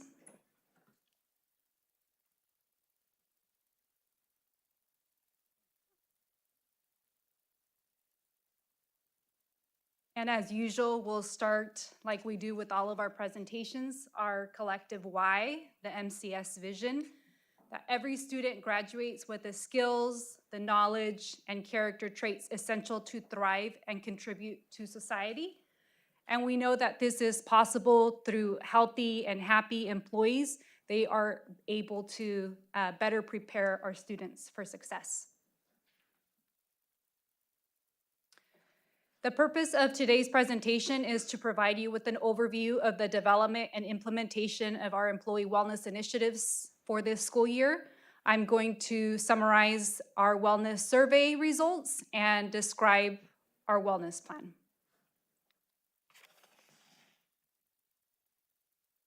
And this plan is aligned with goal number 5, which is to recruit, hire, train, retain high-quality staff with an emphasis on increasing diversity. Goal 5.1, to create a district culture of valuing all employees to facilitate hiring and maximize retention. And lastly, with goal number 2, which is to ensure all employees have access to high-quality professional development. Modesto City Schools began a survey during the 21-22 school year, and we repeated the survey in the 22-23 school year. And what I'm going to share with you today are the results from our May 2023 survey. We did this to understand the voice and the needs of our customers, which are our employees. We received a really good response, and we had over 1,000 employees who participated in this survey. We did have one open-ended question that focused on how MCS can offer a better employee work-life balance. And some of the top topics of interest are how to cope with stress, weight management, and new to this survey is employees wanted to learn more about retirement planning. Mr. Henderson was able to partner with Teachers Pension, and we've been able to offer retirement planning this year. We have 73% of those who took the survey feel that their overall well-being at work is good to excellent. And one new question that we added with this survey, we asked about satisfaction with their employment at Modesto City Schools, and 87% of the employees are very satisfied or satisfied with their employment here. 49% of our employees feel that their stress level at work is fair to poor. 63% of the employees feel that a stress relief break would be helpful to balancing their stress. And then we have 57% of our employees that are interested in having access to more mental health resources at work, which also came as feedback with the open-ended question about how we can offer more work-life balance. Employees said that they wanted us to offer more mental health resources more wellness resources, and employees also shared that they were dealing with student behavior issues and they were wanting us to reduce class sizes. Modesto City Schools completed numerous surveys. It was based on district-wide survey. We completed those in the spring. And then we were invited by Marie Sanchez at Kaiser Permanente. Her photo is the one on the far right wearing the white sweatshirt. You can apply for the grant by invitation only. And so we applied in June. And in July, we heard that we were able to get a small grant of $25,000 to be used between August and January. And the objectives of this grant are to offer district-level professional learning on staff well-being, offer district communication about nutrition and food access, and offer opportunities for staff physical activities. And with this grant, we are to incorporate mental and behavioral health. And the success of this program will be measured by the number of trainings that we offer, by the tools and resources that we distribute, the number of staff that are provided services, and the number of programs that get implemented. And the photos that you see below are from a recent mental health first aid certification program that we offered a few days ago. And we piloted it with our management group, and we got really good feedback. And we continue to hopefully offer and expand this program to more employees. When we found out we were getting the grant, we partnered with our IT department, and they helped us create a wellness campaign logo that you see on the screen. We also partnered with our communications department, and they were able to add a section in the superintendent's e-news for us to be able to communicate information about our wellness program. You can see an example. We included information from some of our employees that participated in the program to help motivate others to participate. On the right, you also see a monthly newsletter put together by Get Fit Modesto. It also includes pictures of our employees participating in a weigh-in from a challenge that we had. Modesto City Schools has also partnered with Alliance for a Healthier Generation. This is an organization that is founded by the Clinton Foundation and the American Heart Association. And we've been able to partner with them to offer professional learning opportunities. One of them is titled Filling Your Cup. It's a comprehensive self-care strategies. It's a three-part series. Part one was facilitated here in this room by Chia View, one of their program managers, a picture of her on the screen. And the topic was on burnout and strategies. Part two was on the topic of boundaries. And the last part we're gonna be offering this week online with the topic of productive complaints and gratitude. And not only were we able to have them help with the facilitation of the professional learning opportunities, but they also give us access to their action center, which is filled with employee wellness resources that our employees can access if they register. And they also help us produce monthly newsletters. Modesto City Schools reached out to our community and were able to identify a few wellness providers in the area, but we decided to partner and contract with Get Fit Modesto due to cost and also their ability to customize their program to the needs of Modesto City Schools. And through that plan, we are able to offer monthly fitness challenges, monthly health education webinars, monthly meetups, and a monthly bulletin. And we kicked off the program with a 4-week challenge that started in September and ended in mid-October. Employees were able to post information via an app, and they were to post pictures of activities of them participating in the wellness program, including some of you here. And those that did post pictures got entered into a drawing to win a gift card to help encourage people to participate.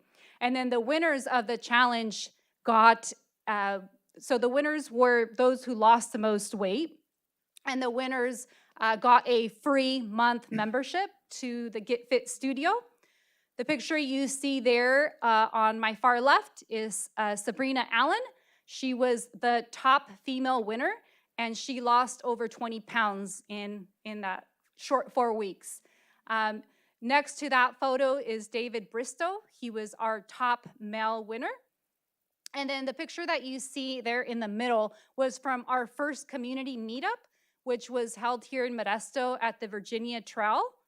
And the facilitators helped incorporate some of the activities that we had going on with our challenge at the time. And then the last photo on my right is from the last community meetup, also held at the Virginia Trail, called Turkey Trot. It was held on Thanksgiving morning, and employees were able to go and walk, run, or jog 2.5 miles. And they were able to bring socks that were gonna get donated to the Modesto Gospel Mission. So where do we go from here? We want to continue our partnership with Kaiser Permanente and Alliance for a Healthier Generation. We want to apply for additional funding to be able to continue to offer these types of resources to our staff. We would like to survey our Modesto City School staff before the end of the school year, and we would like to finally evaluate the effectiveness of the program that we're offering. Thank you. At this time, I'll turn it back over to President Irvin. Thank you, thank you. Wonderful report. Good stuff going on in wellness. Are there any comments and questions from the public? Seeing none, any questions or comments from board members? Board.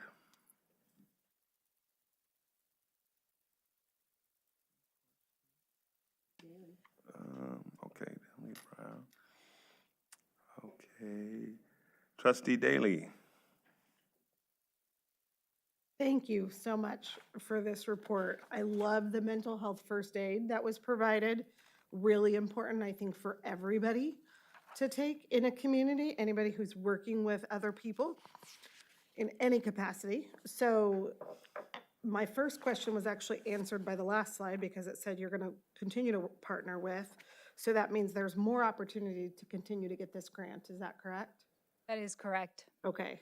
And typically, is that on a 6-month basis? The initial one was 6 months. I will have to get back to you on when we can reapply. This grant particularly ends in January. I don't have an exact timeline, and I can get back to you on that. Okay, so the other thing that I really want to highlight that you guys are providing is the burnout strategies, the boundaries, and the productive complaints and gratitude. One, boundaries are important. Most of us don't know how to actually implement them correctly. And then the gratitude, it's really focusing on helping look at that idea of gratitude, because if we sit in the wrong spot, it's not going to be good. I'm curious as to who our EAP provider is. This one I didn't think about until the meeting right now. For Modesto City Schools, do we know that? Yes, we do offer two. We have one through Sutter Gold. That's our provider for our classified staff. And we offer one through Voya Comp Psych for our management and our certificated staff. Perfect. Okay, so I know both of those programs and it's all good. The feelings chart, if this is meant for an adult, I might encourage to go to one that's a little bit more They like the faces, don't get me wrong, but there's a lot, there's ones that have a lot more emotion so that people could look into those. I might encourage you, but if this is for a combination, because the top part is a combination of students and, so if it's the combination, then the faces one is good, because that's the best one for kids. It was focused a little bit more for the students. Okay. That one in particular. Perfect. Thank you so much for this. It was really informative. You're welcome. All right, trustee Brown? Well, there we go. I appreciate the report, and what I was impressed with was the honesty that it appears came with the answers to the surveys. And I think that gives you good data to move forward, and it's great to see the participation you've had in these programs, and really encouraged that they continue. Thank you.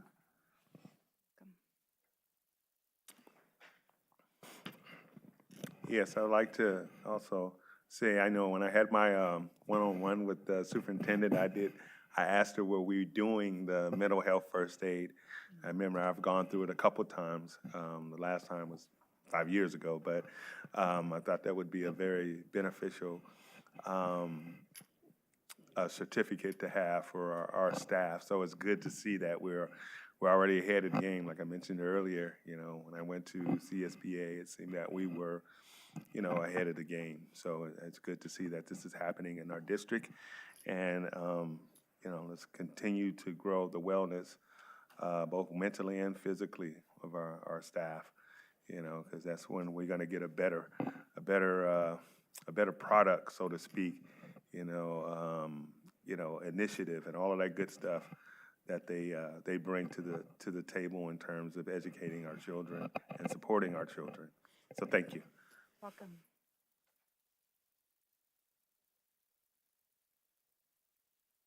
That's it. No more questions?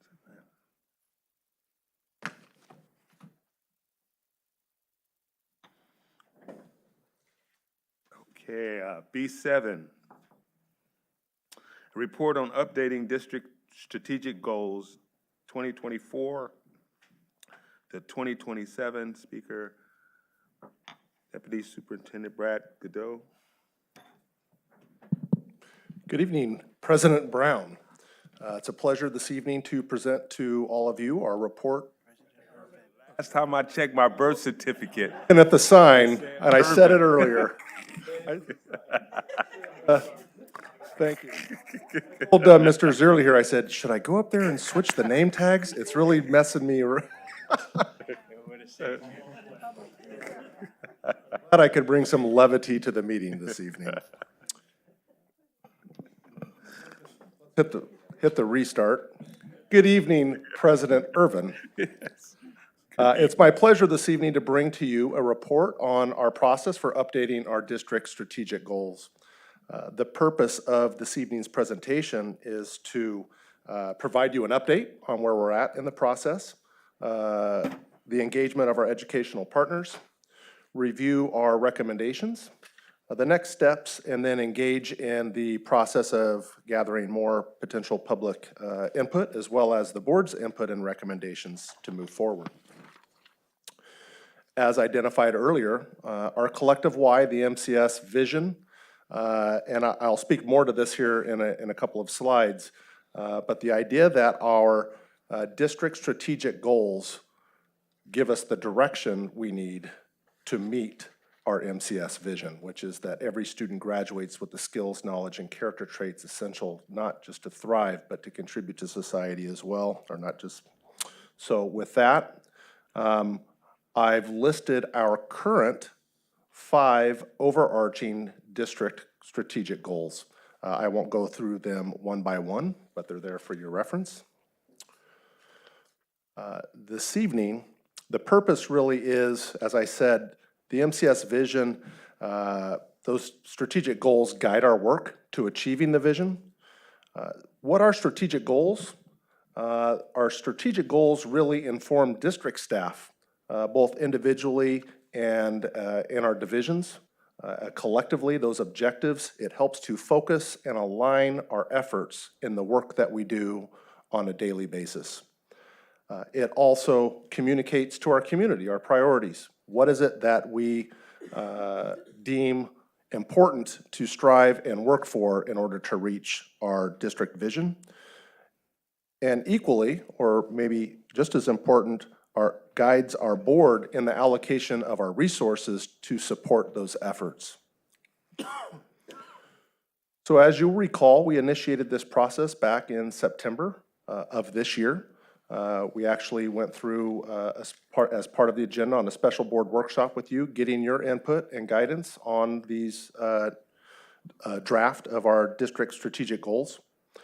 We took that input and we continued the process of going out and soliciting additional feedback and input through our LCAP, our Local Control Accountability Plan Advisory Committee, our DLAC, which is our district parent group for our English learners, as well as getting student voice through Inter-High Council, Student Advisory, our managers and principals.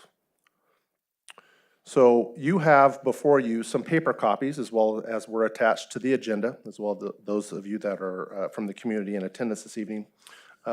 Included 3 documents for your reference. The first document is our current MCS strategic goals, 2022 through 2024.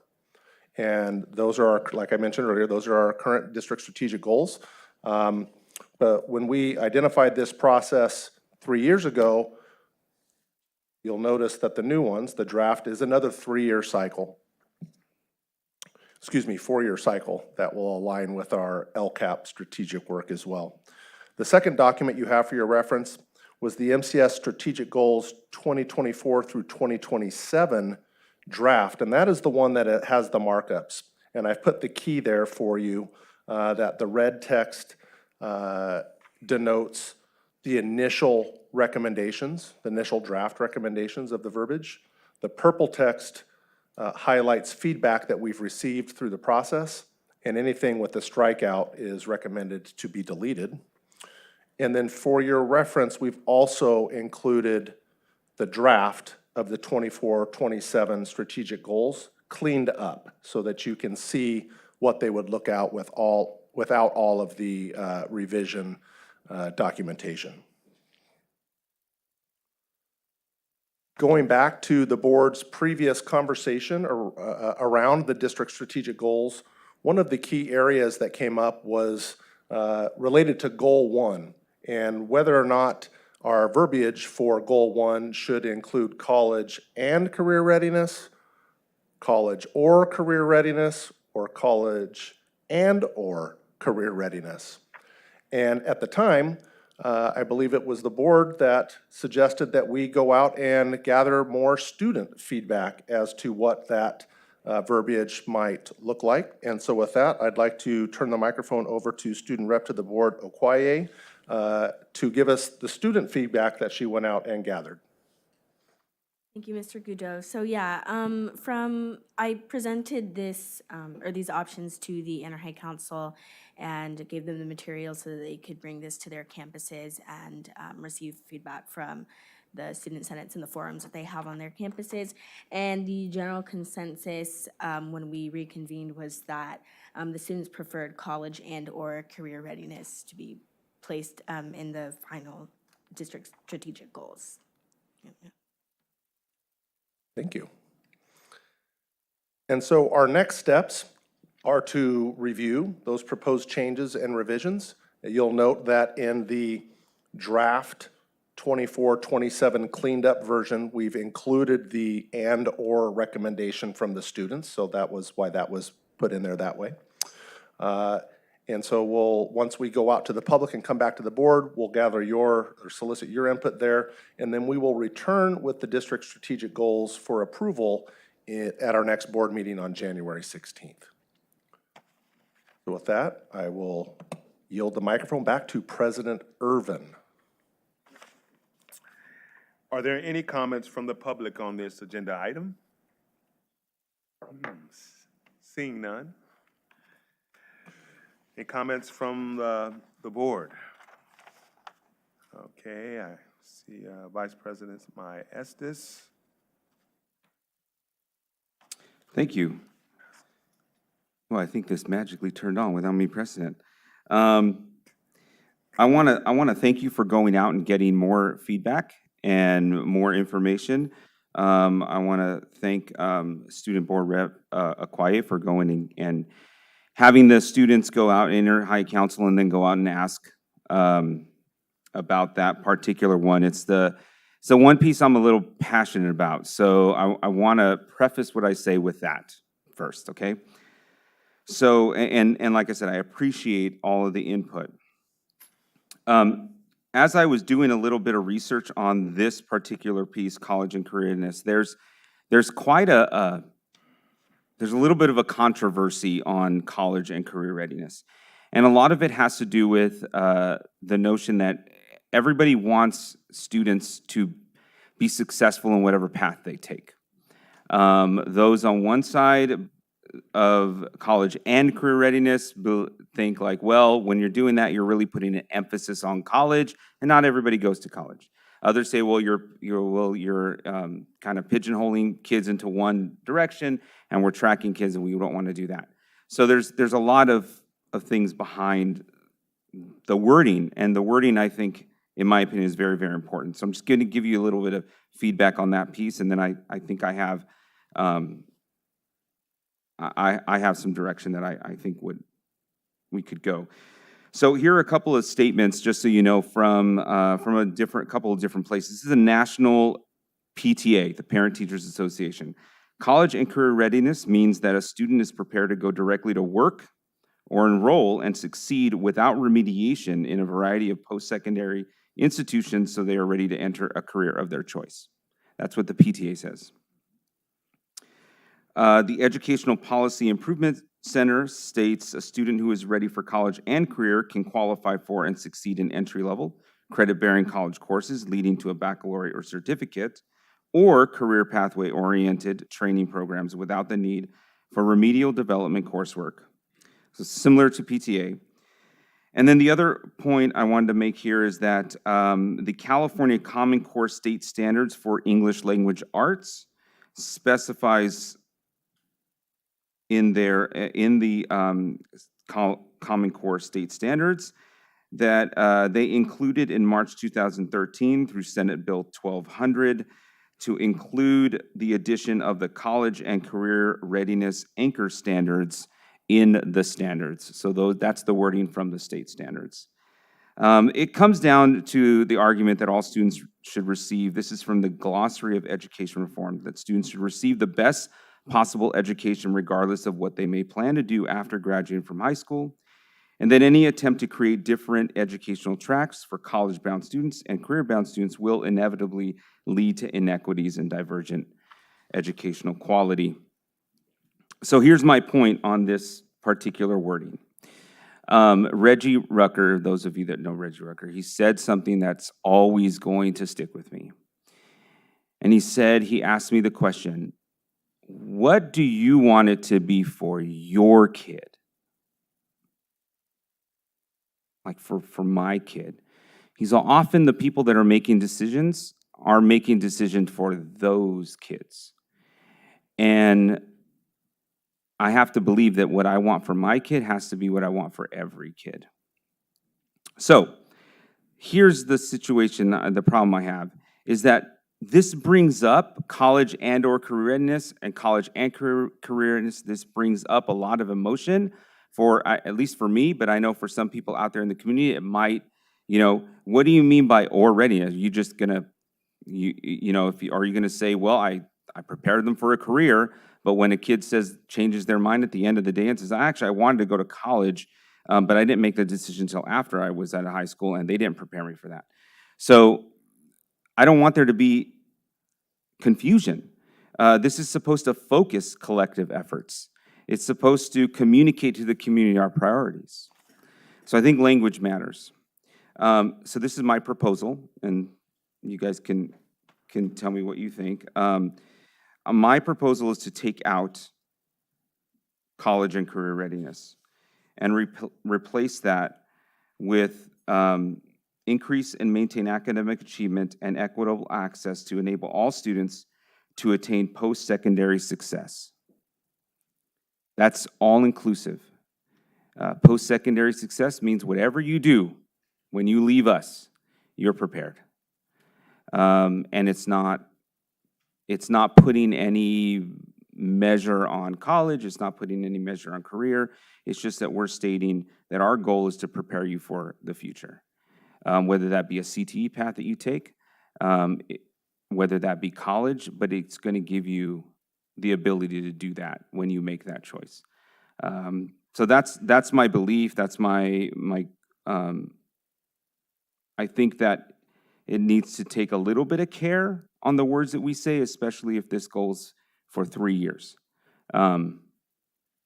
So that's my statement on that. All right, trustee Marks. Oh, trustee Daly, okay. Get like Chad up here.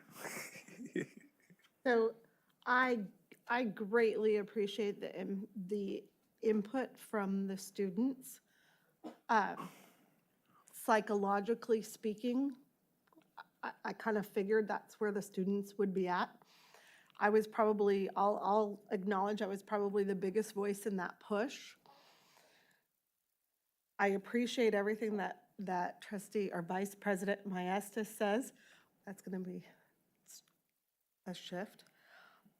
I appreciate that wording change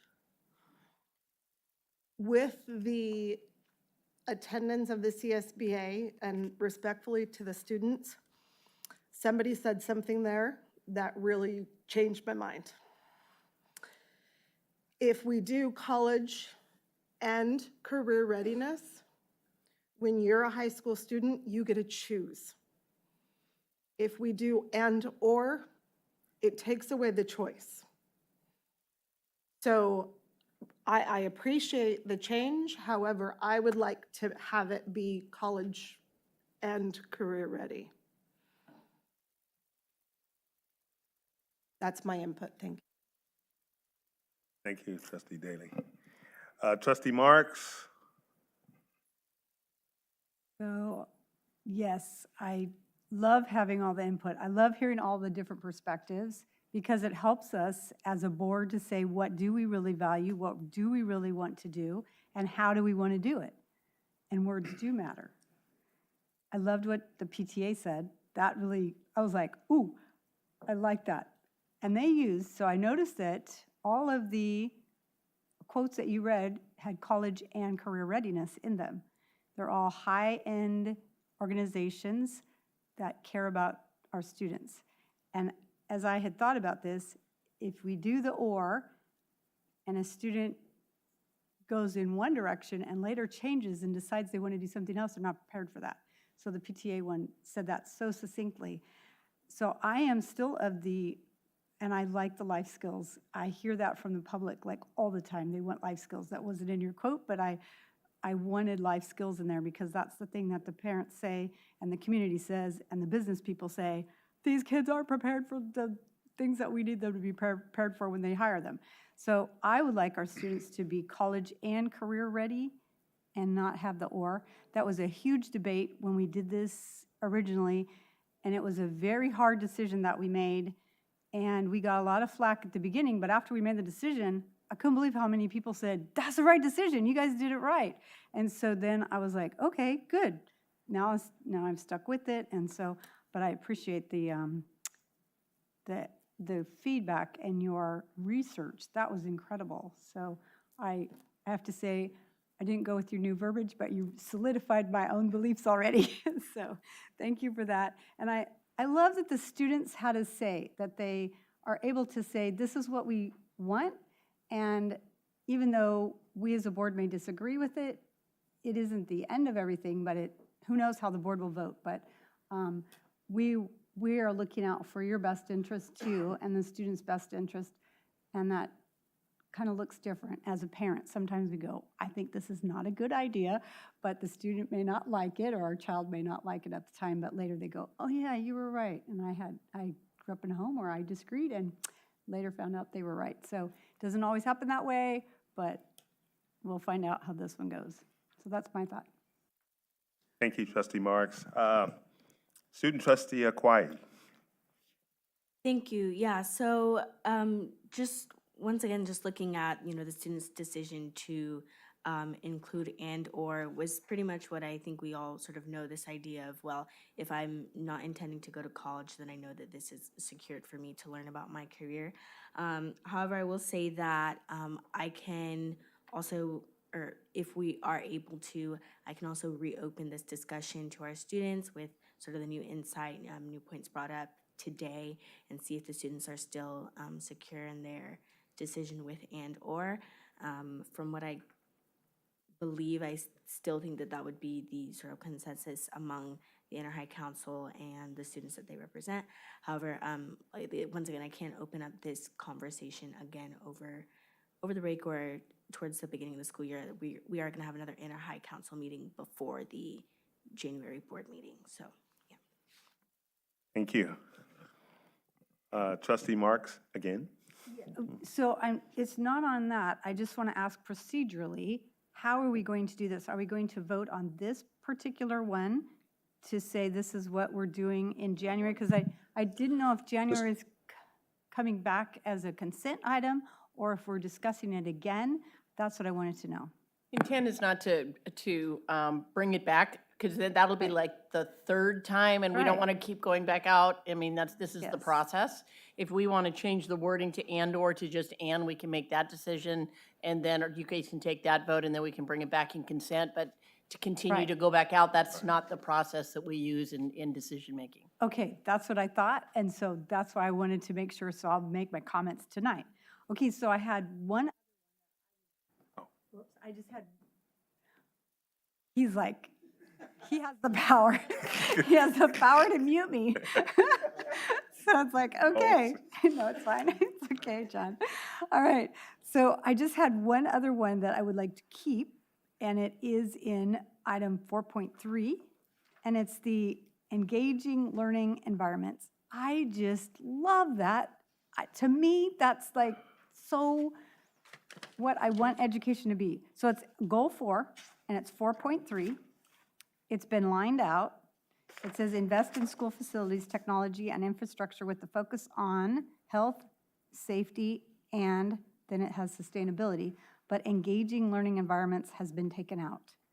So I would just like to keep engaging learning environments, and then we could move sustainability back up to where it was on focus on instead of sustainable initiatives, sustainability, and then it would just read this way. Invest in school facilities, technology, and infrastructure with a focus on sustainability, health, safety, and engaging learning environments. I don't know why, but to me, that's what education is about. I want an engaging learning environment for the students to be there. To me, that's a safe place. That's a good place to learn. That's engaging. I'm learning. I'm really involved in it. So, and if terminology means something, that to me kind of encapsulates what I want our schools to look like and be when I'm a student in them. Might I recommend to the board that we finish the decision on the and/or Okay. and then Go to kind of that go one. through, because I could see if we Okay. each throw something out, we could have a lot of different threads of conversations going on that we need to nail down before we conclude I this. agree. I So, agree. I jumped the gun. Thank you, trustee Marks. I just wanted Yep. to get it before it was gone. Yeah, I understand.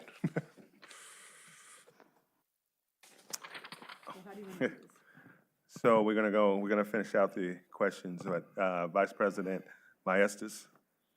Yeah, so my last statement on, I would be happy to go back to college and career readiness. And if board, student board member Akwaye goes back to the students, you can let them know. I think teenagers want to be trusted, right? And they want to have a voice, and they want to have a choice. And I think that or shows that they want to have a choice. And I think that the reason we're saying college and career readiness is to give them that choice. And so that's the power we're giving them, is that choice and that trust that they're going to make that decision. But we're going to give them the tools to make that decision. And I would So, say- yeah. I would add that the long-term choice, because, you know, decisions that we made today have an effect later on. So the ability of experiencing both and then having that choice, I think is the important part, instead of making that choice early on and then not having an ability to maneuver.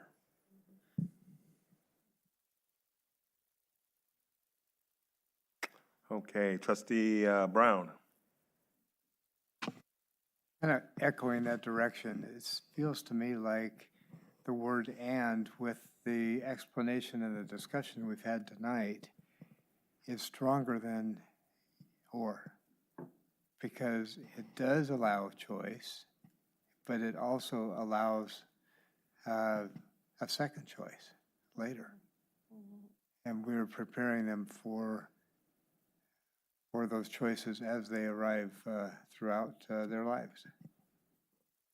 So I think that we can tell the students that we have heard their voice, but we want to strengthen their voice with a stronger opportunity.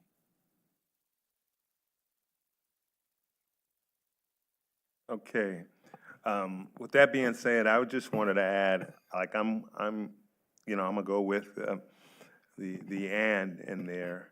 But I also think that, there's a possibility this could be synonymous, college and career / college career. I mean, because you could do both. Students can do both. You go to MJC and you go into any one of those CTE programs in there. And so you're taking college coursework in addition to the technical career coursework as well. And so you could literally be doing both. With myself, I know the same way. I went to the military and I was an aircraft mechanic, and then I went to college. But I was prepared. I feel prepared for both. So I'm just saying, sometimes we get overzealous about trying to, I'm not gonna say pigeonhole, but direct students in a particular direction when, some things are just synonymous. And then I think that career or technical education is synonymous with college, because the majority of programs that are done, at our local community colleges, when you talk about career technical education and things like that. And they're still taking the foundational courses for a college pathway. And so, I think sometimes we just think, when we say college, we're thinking four-year university. We're thinking those institutions. And those are not the only institutions that, even some of those four-year institutions provide CTE programs or, technical education programs. And so I think sometimes we discount that by trying to come up with this catchword, college or career, or college and career. And so, sometimes our students speak to us and sometimes we don't hear them. But I just wanted to point that out, that, it could be synonymous. So I'm hearing a board recommendation to strike the "or" and leave it college and career readiness. Excellent. Any recommendations in goal 2?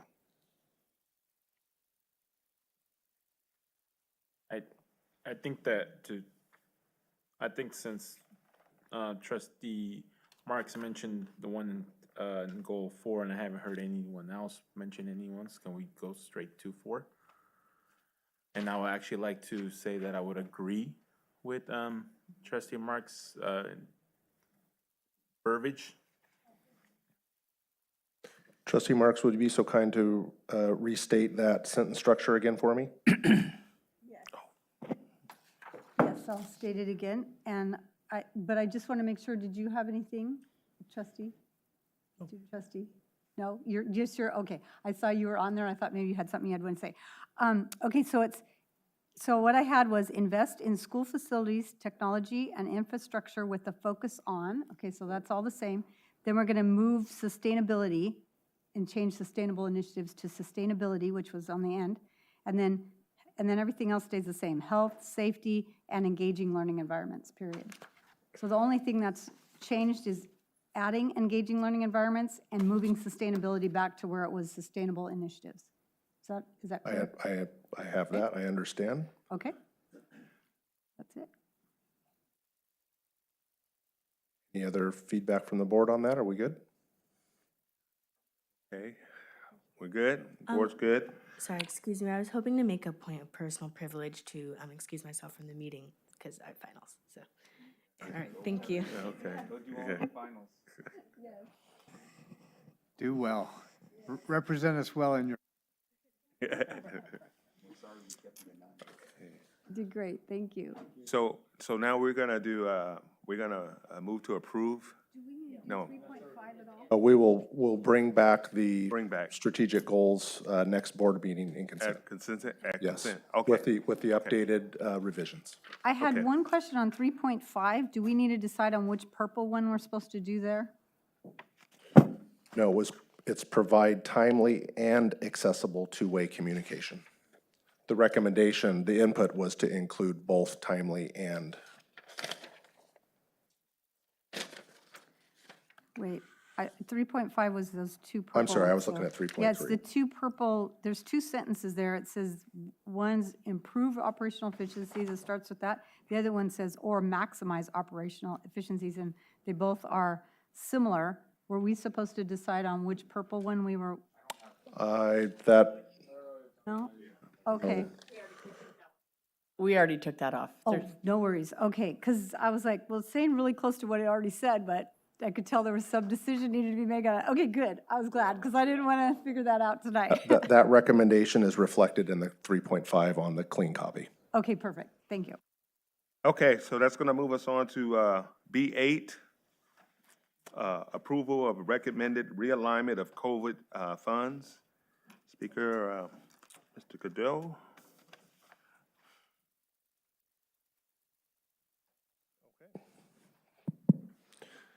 Thank you, President Irvin. Again, this evening, I bring before you the item approval of recommended realignment of COVID funds. The purpose of this presentation this evening is to review the COVID one-time funding summary, the process for the sunsetting COVID funds, to review our sunsetting COVID funds guiding principles, and review the sunsetting COVID funds phase 1 steps that we've taken. And as you also may recall, all of these items should be familiar because we discussed them at the last board meeting. So again, this is going to align how we allocate our resources, directly impacts how we achieve our district vision that students graduate with skills, knowledge, and character traits essential to thrive and contribute to society.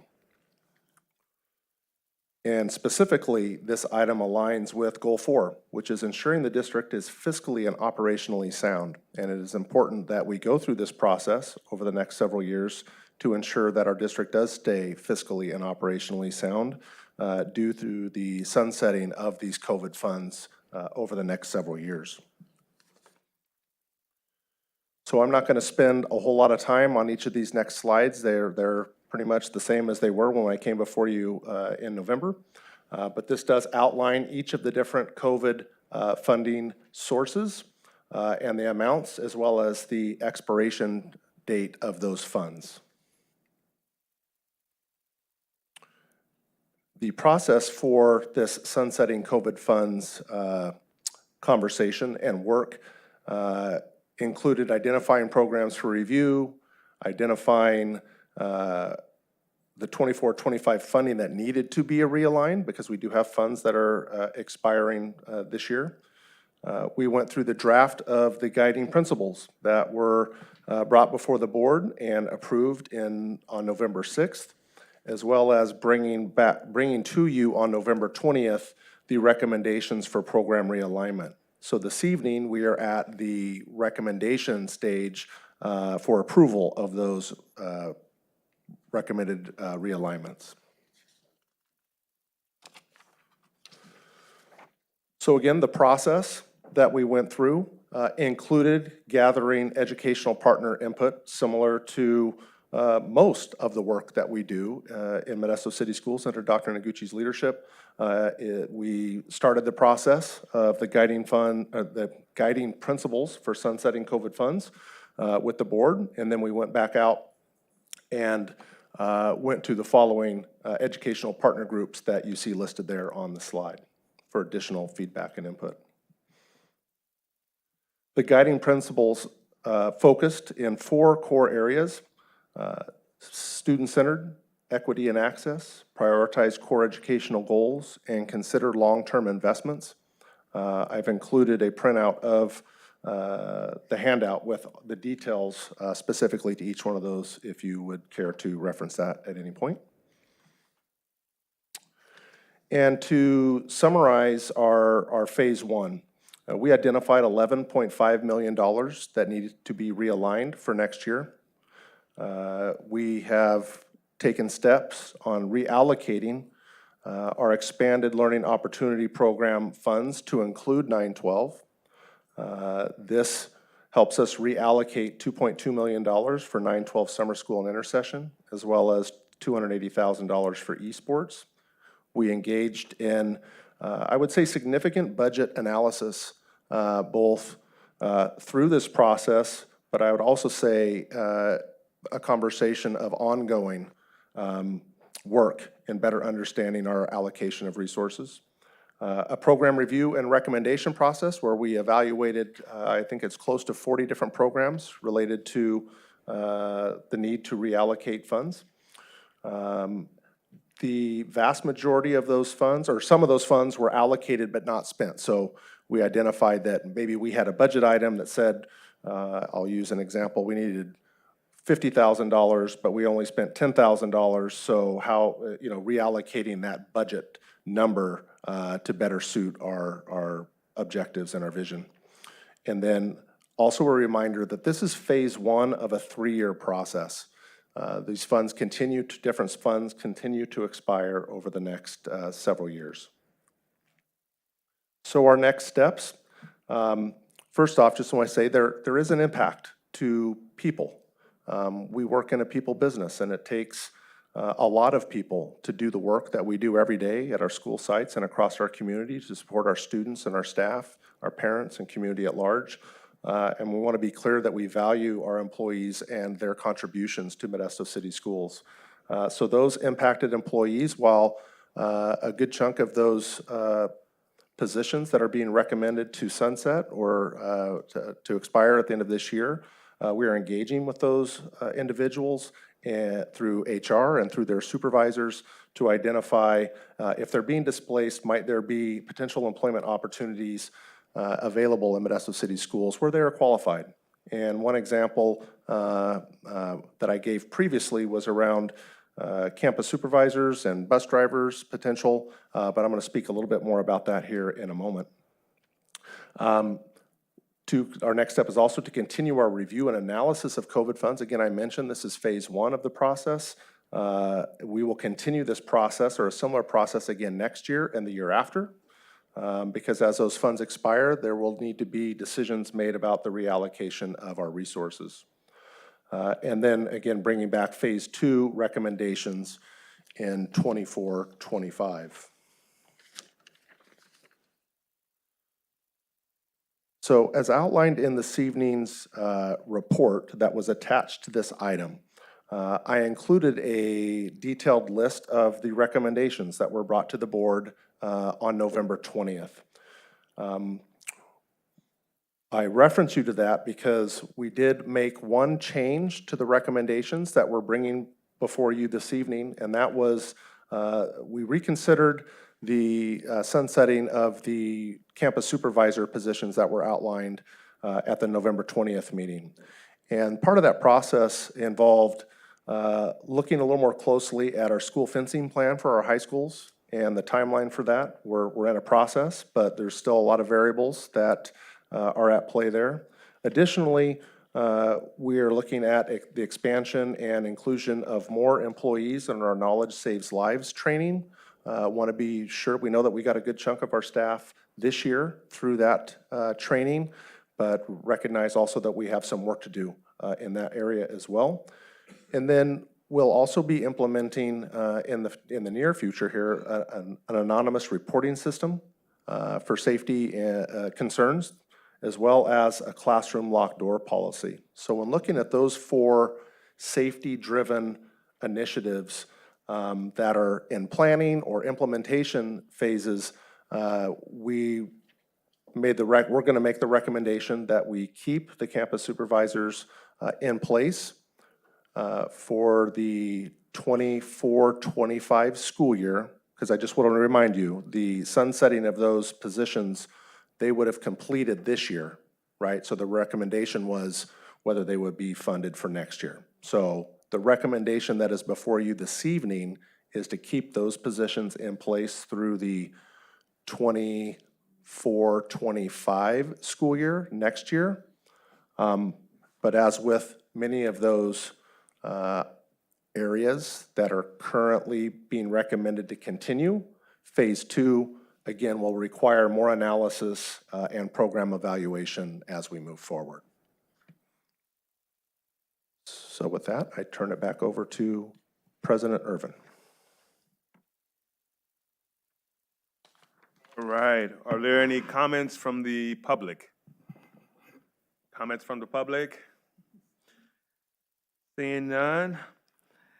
Any comments or questions from the board?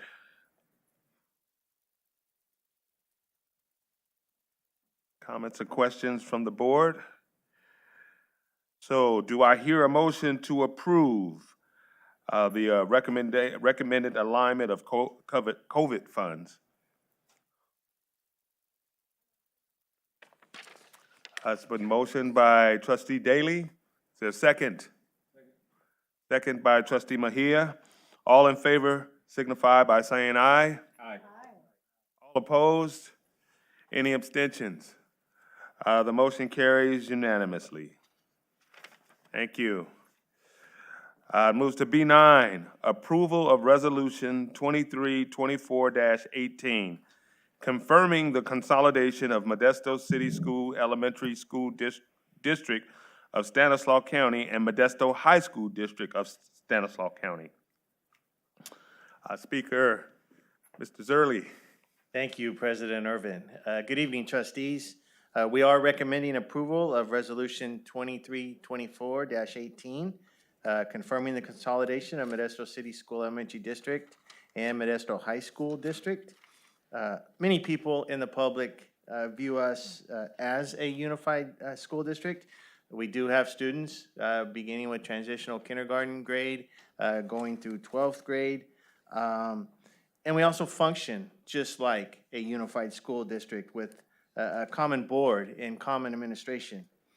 Due to Education Code 35110 that allows us to operate as such. And this filing of this resolution supports and confirms this endeavor.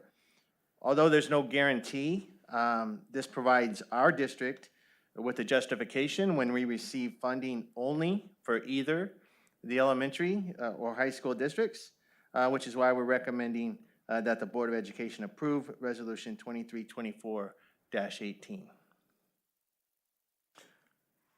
So, are there any comments from the public on this agenda item? Seeing none, are there any comments and questions from our board? Trustee Marks. I have a question. I know that in the past, the reason we kept our districts separate was because we received a higher per student ADA for high school than we did for elementary school. And because of that, we had more funding than other districts that were unified. So I'm wondering if this change is going to make that not available to us, because they used to, the way the state would allocate the funds, high school students received more per student, and they put it all together in an elementary district that was unified. Yeah, that happens now, and you'll see that in the next presentation in our first interim budget update. But we get funded by the grade level of the student, no matter if we're an elementary district, a high school district, or unified district. Every single district gets funded the same amount of money based on the grade level of the student. So whether we were a unified district or a high school district, the same per pupil funding is allocated for a high school student. So it is true, as you'll see, high school students generate more dollars than an elementary district because the theory is it takes more services to operate a high school and to provide education for a high school student. But this in no way jeopardizes that funding. That funding is guaranteed us through the local control funding formula. What this does is it could allow us, sometimes we receive specific funding for just the elementary or just the high school. And if you're a unified district, you get the funding for your entire district. Now, the program could be specific towards a grade level, so we'll have to follow program regulations, but this just gives us flexibility in the event that we need it for those instances where funding is separate. Okay, so we won't be called a unified district because that would mean that all the elementary schools would be part of Modesto City Schools. Okay, so not that. So one more question.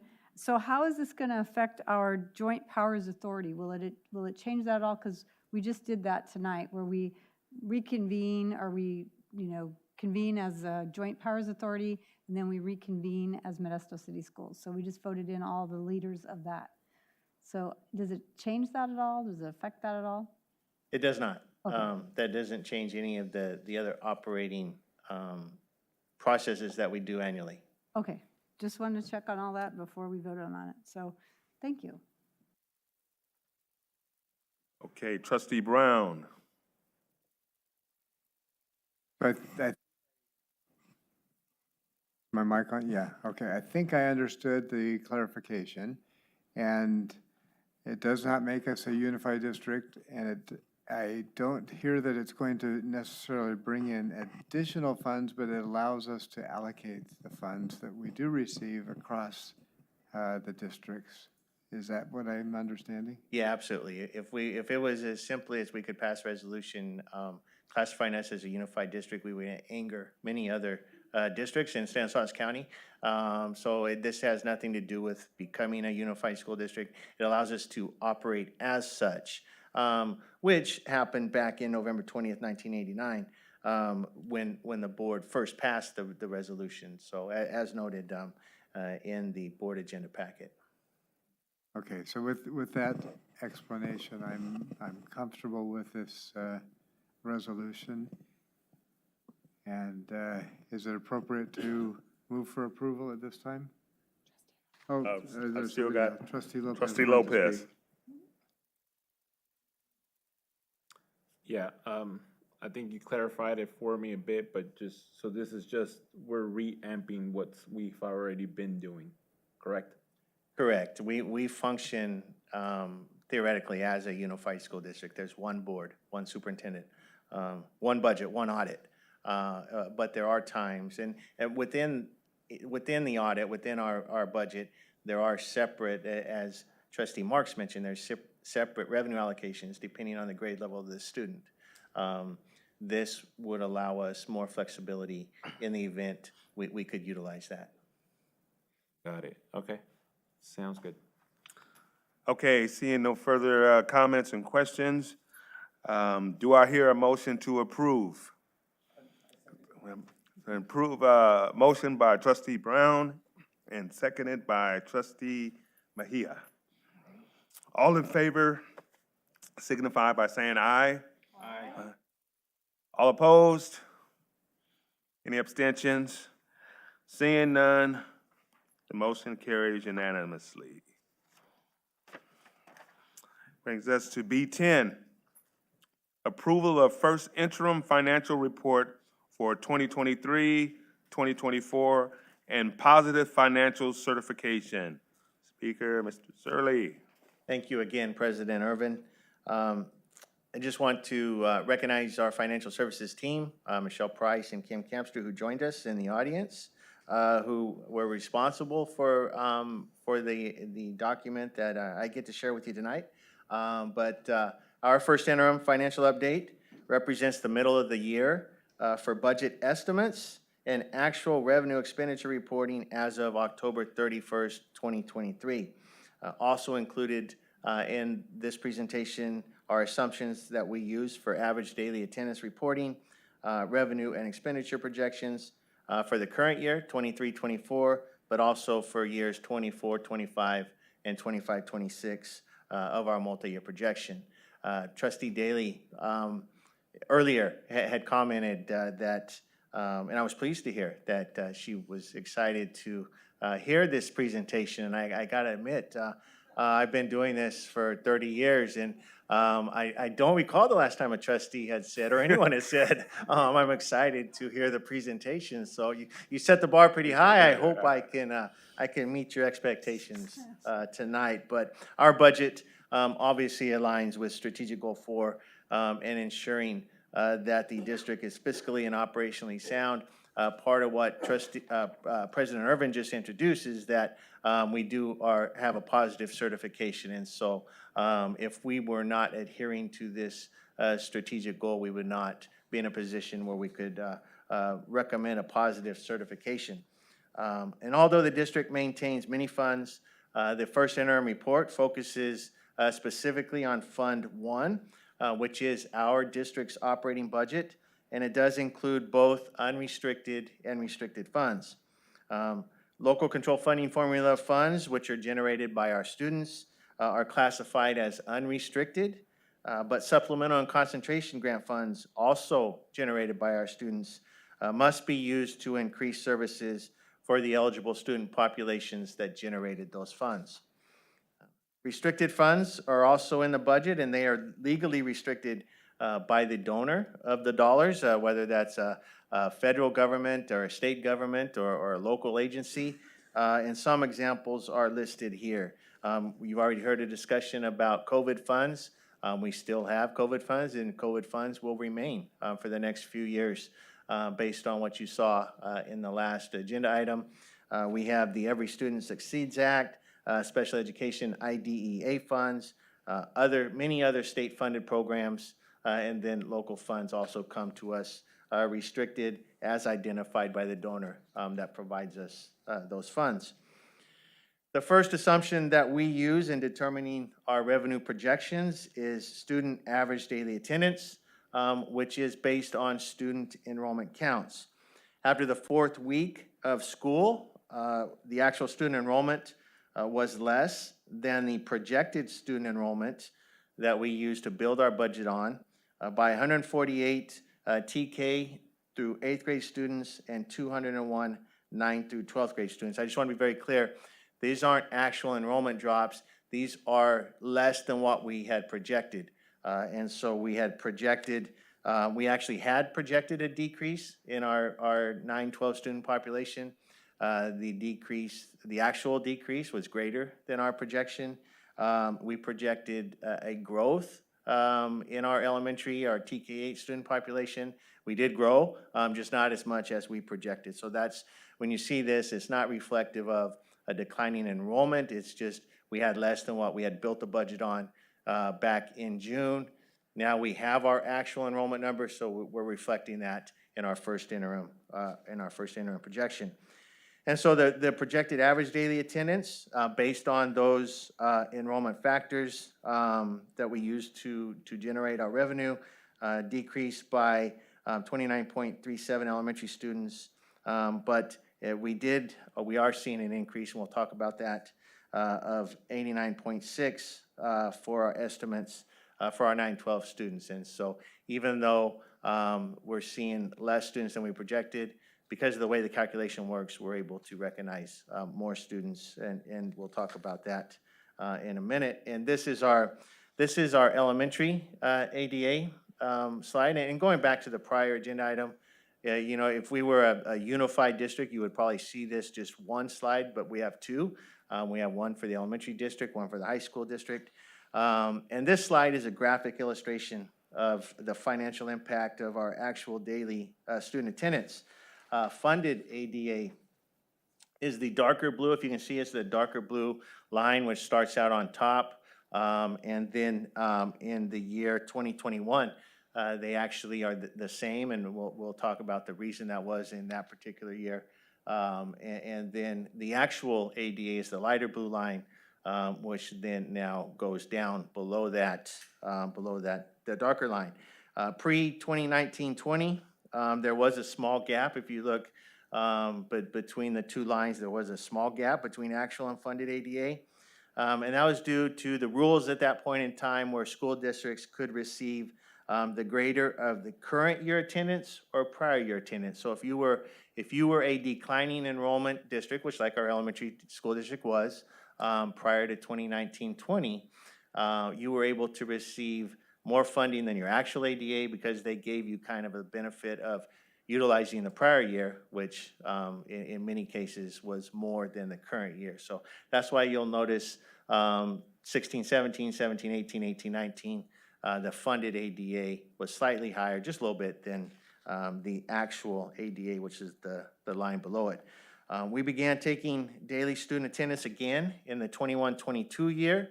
So the end of 19-20, 2021, we were not required to take student attendance. We were held harmless for the ADA that we had generated in the 2019-2020 school year. And then we see in 22-23 that our actual ADA continues to drop. So you'll notice that the lighter blue line takes a steep drop going down to 22-23. That's because last year we saw a decrease in our daily student attendance percentage. And it was close to 90% for our elementary grade students in the past. Pre-COVID, it was in the 95 to 96% range. So that's what we got funded for. So that's why you see the steep drop in the light blue line going down to 22-23. And then because we're expecting more enrollment this year for elementary, you see a slight uptick. So that gets closer now. Our actual ADA will then get closer to the funded ADA. For our high school, it's the same graphic illustration as the last one, but this is our high school average daily attendance. Just like the elementary slide, the TK8, the big decrease for us comes in 22-23. And again, that's because the daily student attendance dropped in 22-23. I just want to be clear, not just for Modesto City Schools. This was a trend that happened across the state, from the southern border to the northern border, and probably across the country, but that's why you see that there, the big drop. And currently, we are now being funded at, we were held harmless at the high school, which is why you see the straight line at the top, but now we are funded at the greater of current year or a 3-year average, 3 prior year average, and that's what we're funded at now with our high school ADA. So it's just a graphical illustration of what it means to have actual attendance versus funded attendance. And we are lucky in that we're coming out of COVID with hold harmless agreements from the state of California and how to fund us. They did give us even more flexibility with the 3-year average, but as you can see, we're getting closer now between our actual ADA and our funded ADA, which drives our revenue that we use for our budget and our multi-year projection. This slide represents a graphical display of our source of general fund revenues. About 71% of our total general fund, this would include restricted and unrestricted, comes from the local control funding formula, student-driven. 13% comes from the federal government, and 15% from the state government. Now, this is inflated the last couple of years with COVID funds. All of the COVID dollars that you saw in the prior agenda item are reflected in either the red or green pie slices in this chart. These are revenue assumptions for the current year, 23-24, and the multi-year projection years, 24-25 and 25-26. Standard practice for us is to utilize the prior published assumptions. And in this case, the numbers for COLA, the percentage numbers that you see there, came from the July state budget adoption. And so just 6 months ago, we had 8.22% COLA for this year. The projection to build, that we use to build our multi-year projections on 6 months ago was 3.94%, and then the 25-26 year, 3.29%. And just again, point of clarification, at this time last year, the LAO was projecting a 5% COLA for 24-25 this year. So you can see how the numbers, just in a matter of a year, how the numbers change just based on the current California economy. And now the 24-25 COLA is now estimated to be, as of last week, to be 1 to 1.5%. I think you may have heard at CSBA somewhere in the range of 1.27, 1.3 maybe is where the LAO is landing on for next year. But again, that is a condition of the current California economy. We continue to use, it's standard practice with our partners in education, to use what is the published rate. So our multi-year projection has the darker percentages here. But if we were to use a 1% COLA estimate for next year, which you see in red on this slide, then that would mean our almost $12 million, $11.8 million increase that we have would be, around $314,000 for next year. So just shows you how things change, how the impact of the economy can change our projection just in a matter of not only a year, but in a matter of 6 months. So this slide shows the funding that's generated by grade span per student for our local control funding formula calculation. Our elementary district receives a significant amount of supplemental and concentration grant funding due to the high percentage of unduplicated pupil percentage. That is up at the top. That's 86.98%. That's what we're using for the current year, our current year budget estimates.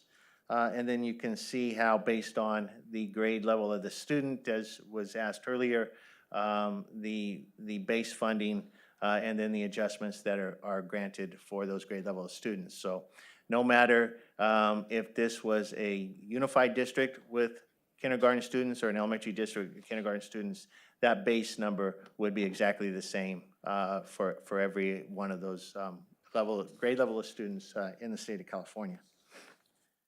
Same information for our high school district, but there's a significantly lower unduplicated pupil percentage based on the socio-demographics of the families that make up our high school district.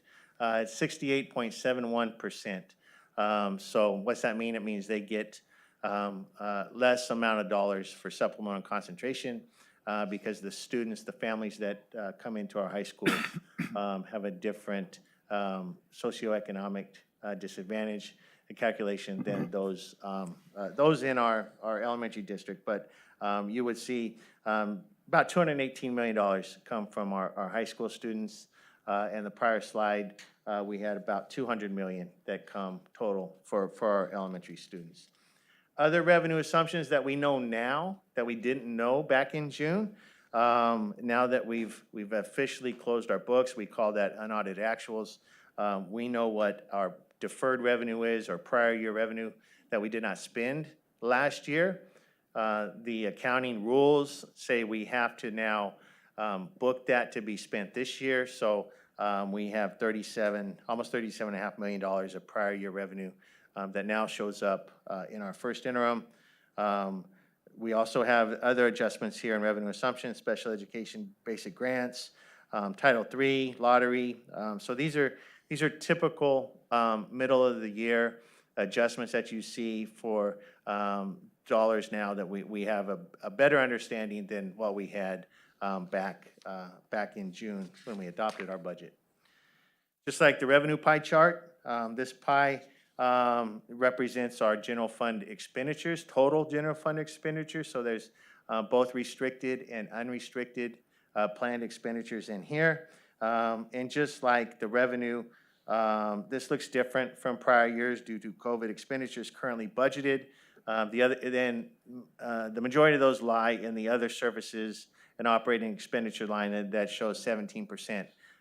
So that is inflated with some of the COVID funds, how we plan to spend it. But if you look at certificated salaries, classified salaries, and benefits, those are our employee costs. They represent about 76% of our total general fund expenditures. That's a pretty good percentage to be at as far as how much we allocate for our employees. But if we broke this down and we showed you just our unrestricted pie chart, then that 76% would be 84%. So that, again, that most of our people are funded with unrestricted funds. And then when we add in our restricted dollars that you see here, it just helps bring that percentage down, because our restricted dollars typically do not go towards people. It goes towards services or other expenses for that program. Other expenditure assumptions that we know now that we didn't know back in July is we've taken a look. Michelle and Kim and their staff has taken a look at our historical spending in certain areas. And so they've been able to identify some of our trends where we have excess dollars in the budget that we don't spend, mainly in employee salary and benefit projections. This is due not only to vacant positions, but current positions. So we're tightening up right now what we think are some areas in our budget that we can reduce. We had some dollars in there that history shows we're not spending them, so let's get those out now. And so we're closer in December what we think our actuals are going to be in June. And then special education projected contribution. We say this all the time, special education is underfunded, so it requires a contribution from our unrestricted program. So as we go through and we look at their expenditure assumptions and we reduce those, that means we have to contribute less unrestricted dollars. So we've cleaned up those two areas, as well as we've added in. Now we have contract settlements for the California School Employees Association, our classified employees, and also our managers. We didn't have that back in July. We have it now, so that's included in our current year, and also our multi-year projection. School site staffing and allocation adjustments due to the first month enrollment count. So we've adjusted some of our staffing projections because now we know what our students are. We have carryover balances. Some departments, some schools didn't spend what they were going to spend last year. We allow them to carry it over. And so now we're rebudgeting those this year, the first interim, as well as one-time approved expenditures for this year. So those are all added in. As well, in our multi-year projection summary, we include the employee step and column costs. So we project about 1.5%. So these are automatic cost increases that we just build into our budget every year, because we know that our employees are gonna move down as a step when it's available, or they're going to take more education and move over, if they're a certificated teacher, move over on the column of our salary schedule. Our multi-year projection also removes one-time expenditures, so we put them in, we take them out. We don't want those in our multi-year projection because the plan is to spend them this year only.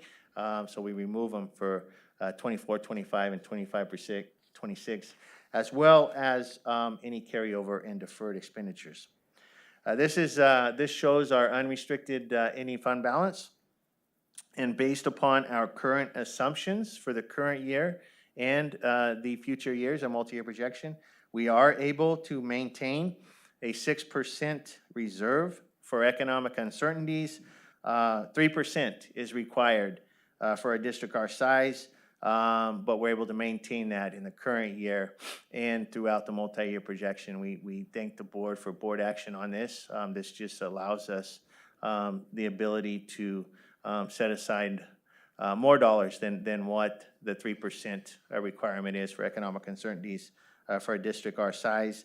And the unassigned reserve percentage, the highlighted line on the bottom, represents the unassigned balance as of a percentage of our total general fund expenditures. So the line above the highlighted, so for instance, last year, 22-23, $34.3 million That represents 6.22% of our total general fund expenditures. Why is this important? It's because we have to be below 10%. This line has to be below 10%. It's interesting that the state of California, in the condition that they're in, put this requirement on us that we can't have more than 10% on this line, knowing where the economy is going next year and maybe for the next 2 or 3 years. But that's why this is the number it is. We have to keep it below 10% as required by the state of California. And then next steps is we're awaiting the January governor's budget proposal and the impact on assumptions for our multi-year projection. And if we expect at that point in time, we'll officially see a down estimate in the projected COLA. So we will make those adjustments and bring that back in our second interim, which comes back to you in March, as well as further review of estimated budget savings. What are we spending? Where are we tracking for the year? And also potential impacts of finalizing our collective bargaining and our collective bargaining agreements. As noted in the beginning by President Ervin, based on what we presented to you, based on the factors and assumptions included in our first interim financial report, we are recommending that the board approve the report with a positive financial certification, not only for Fund 1, but for all funds of the district. And then I don't have a public comment side, but now would be the time for any comments. If you so choose.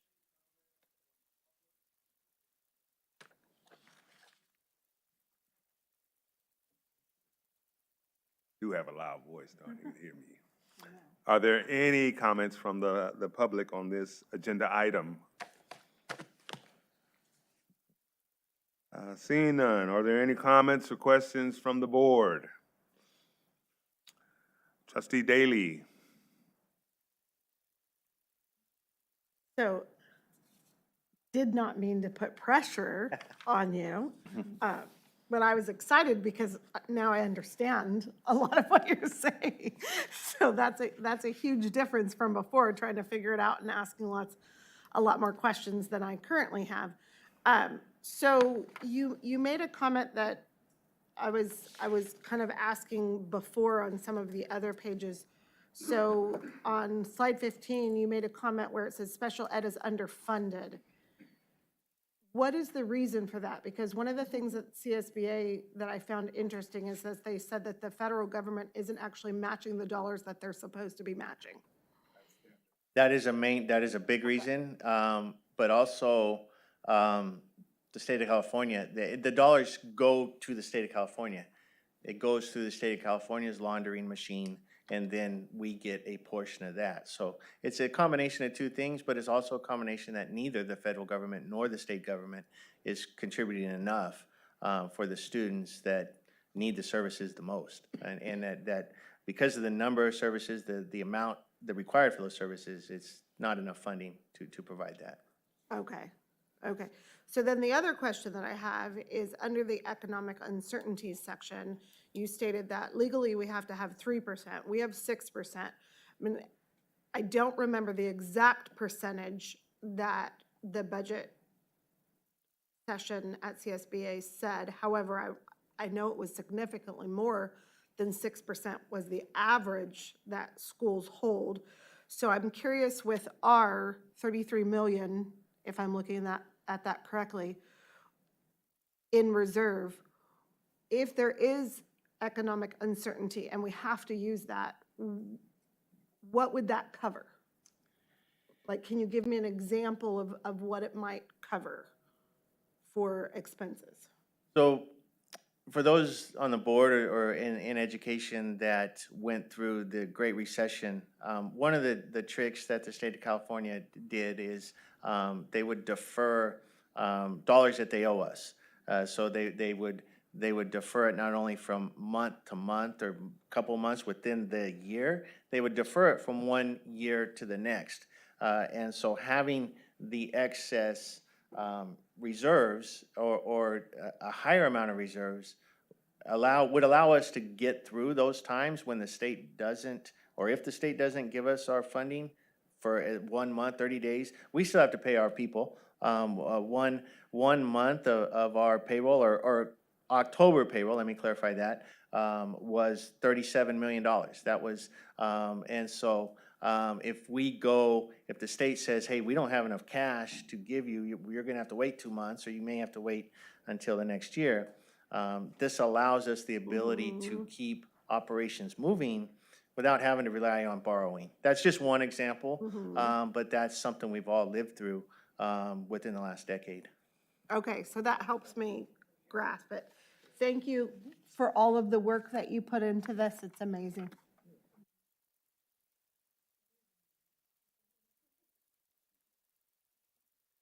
Other comments? I would just like to add, where does our positive financial certification come from? It comes from the multi-year projection. So you're either, there's three possible options. You're positive, you're qualified, or you're negative. And so if you look at the multi-year projection, it's gonna look at the current year, but the next 2 years. And if one of those next 2 years, there's a negative at the bottom, which means you may not be able to meet your financial obligations during a period over the next 3 years, you're qualified. If it's both of those out years, then you're negative. And so those are the different, you're either positive, qualified, or negative. And you're only positive, qualified, or negative at an interim reporting period. Your budget is adoption.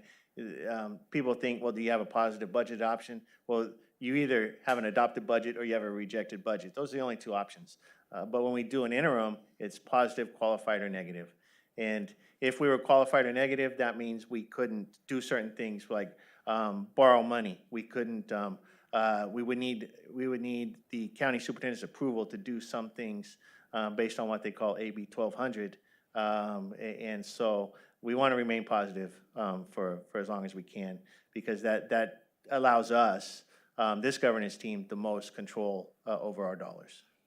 Okay, thank you. Great report. That moves us to oh, we have to approve it. Man. At 10 o'clock coming, I guess. So are there, do I hear a motion to approve the approval of the first interim financial report for 2023, 2024, and positive financial certification? So moved. Motion second. Okay. Motion by Brown, trustee Brown, and seconded by trustee Mejia. All in favor signify by saying aye. Aye. All opposed? Any abstentions? Motion carries unanimously. B11, public notice to approve submission of provisional internship permit to the California Commission on Teacher Credentialing. Mr. Henderson. Yes, sir. Thank you. And that is what it is. You know, we do everything we can to hire fully qualified credential candidates. Sometimes due to shortages and need, we have to, are in the position of hiring people who are on their way toward getting their credentials. In this case, we have one employee who's in the process of completing requirements for her education specialist authorization. And upon approval, this permit authorizes that employee in her respective assignment while she completes her credentialing requirements. We recommend the board approve this item. Okay, are there any comments from the public? Seeing none, any comments from the board? Lopez. Oh. Call a motion to approve. It's been, do I hear a motion? I did. And a motion to approve the public notice to approve submission of provisional internship permit to the California Commission on Teacher Credentialing. Is there a second? Second by Mejia. All in favor signify by saying aye. Aye. All opposed? Any abstentions? Item H, adjournment. Do I hear a motion to adjourn? It's been properly moved by trustee Marks and seconded by trustee Mejia that we adjourn this meeting. All in favor, signify by saying aye. Aye. All opposed? I oppose, let's stay. I'll change my mind. Oh, you change your motion, change your vote. Unanimously adjourn the meeting.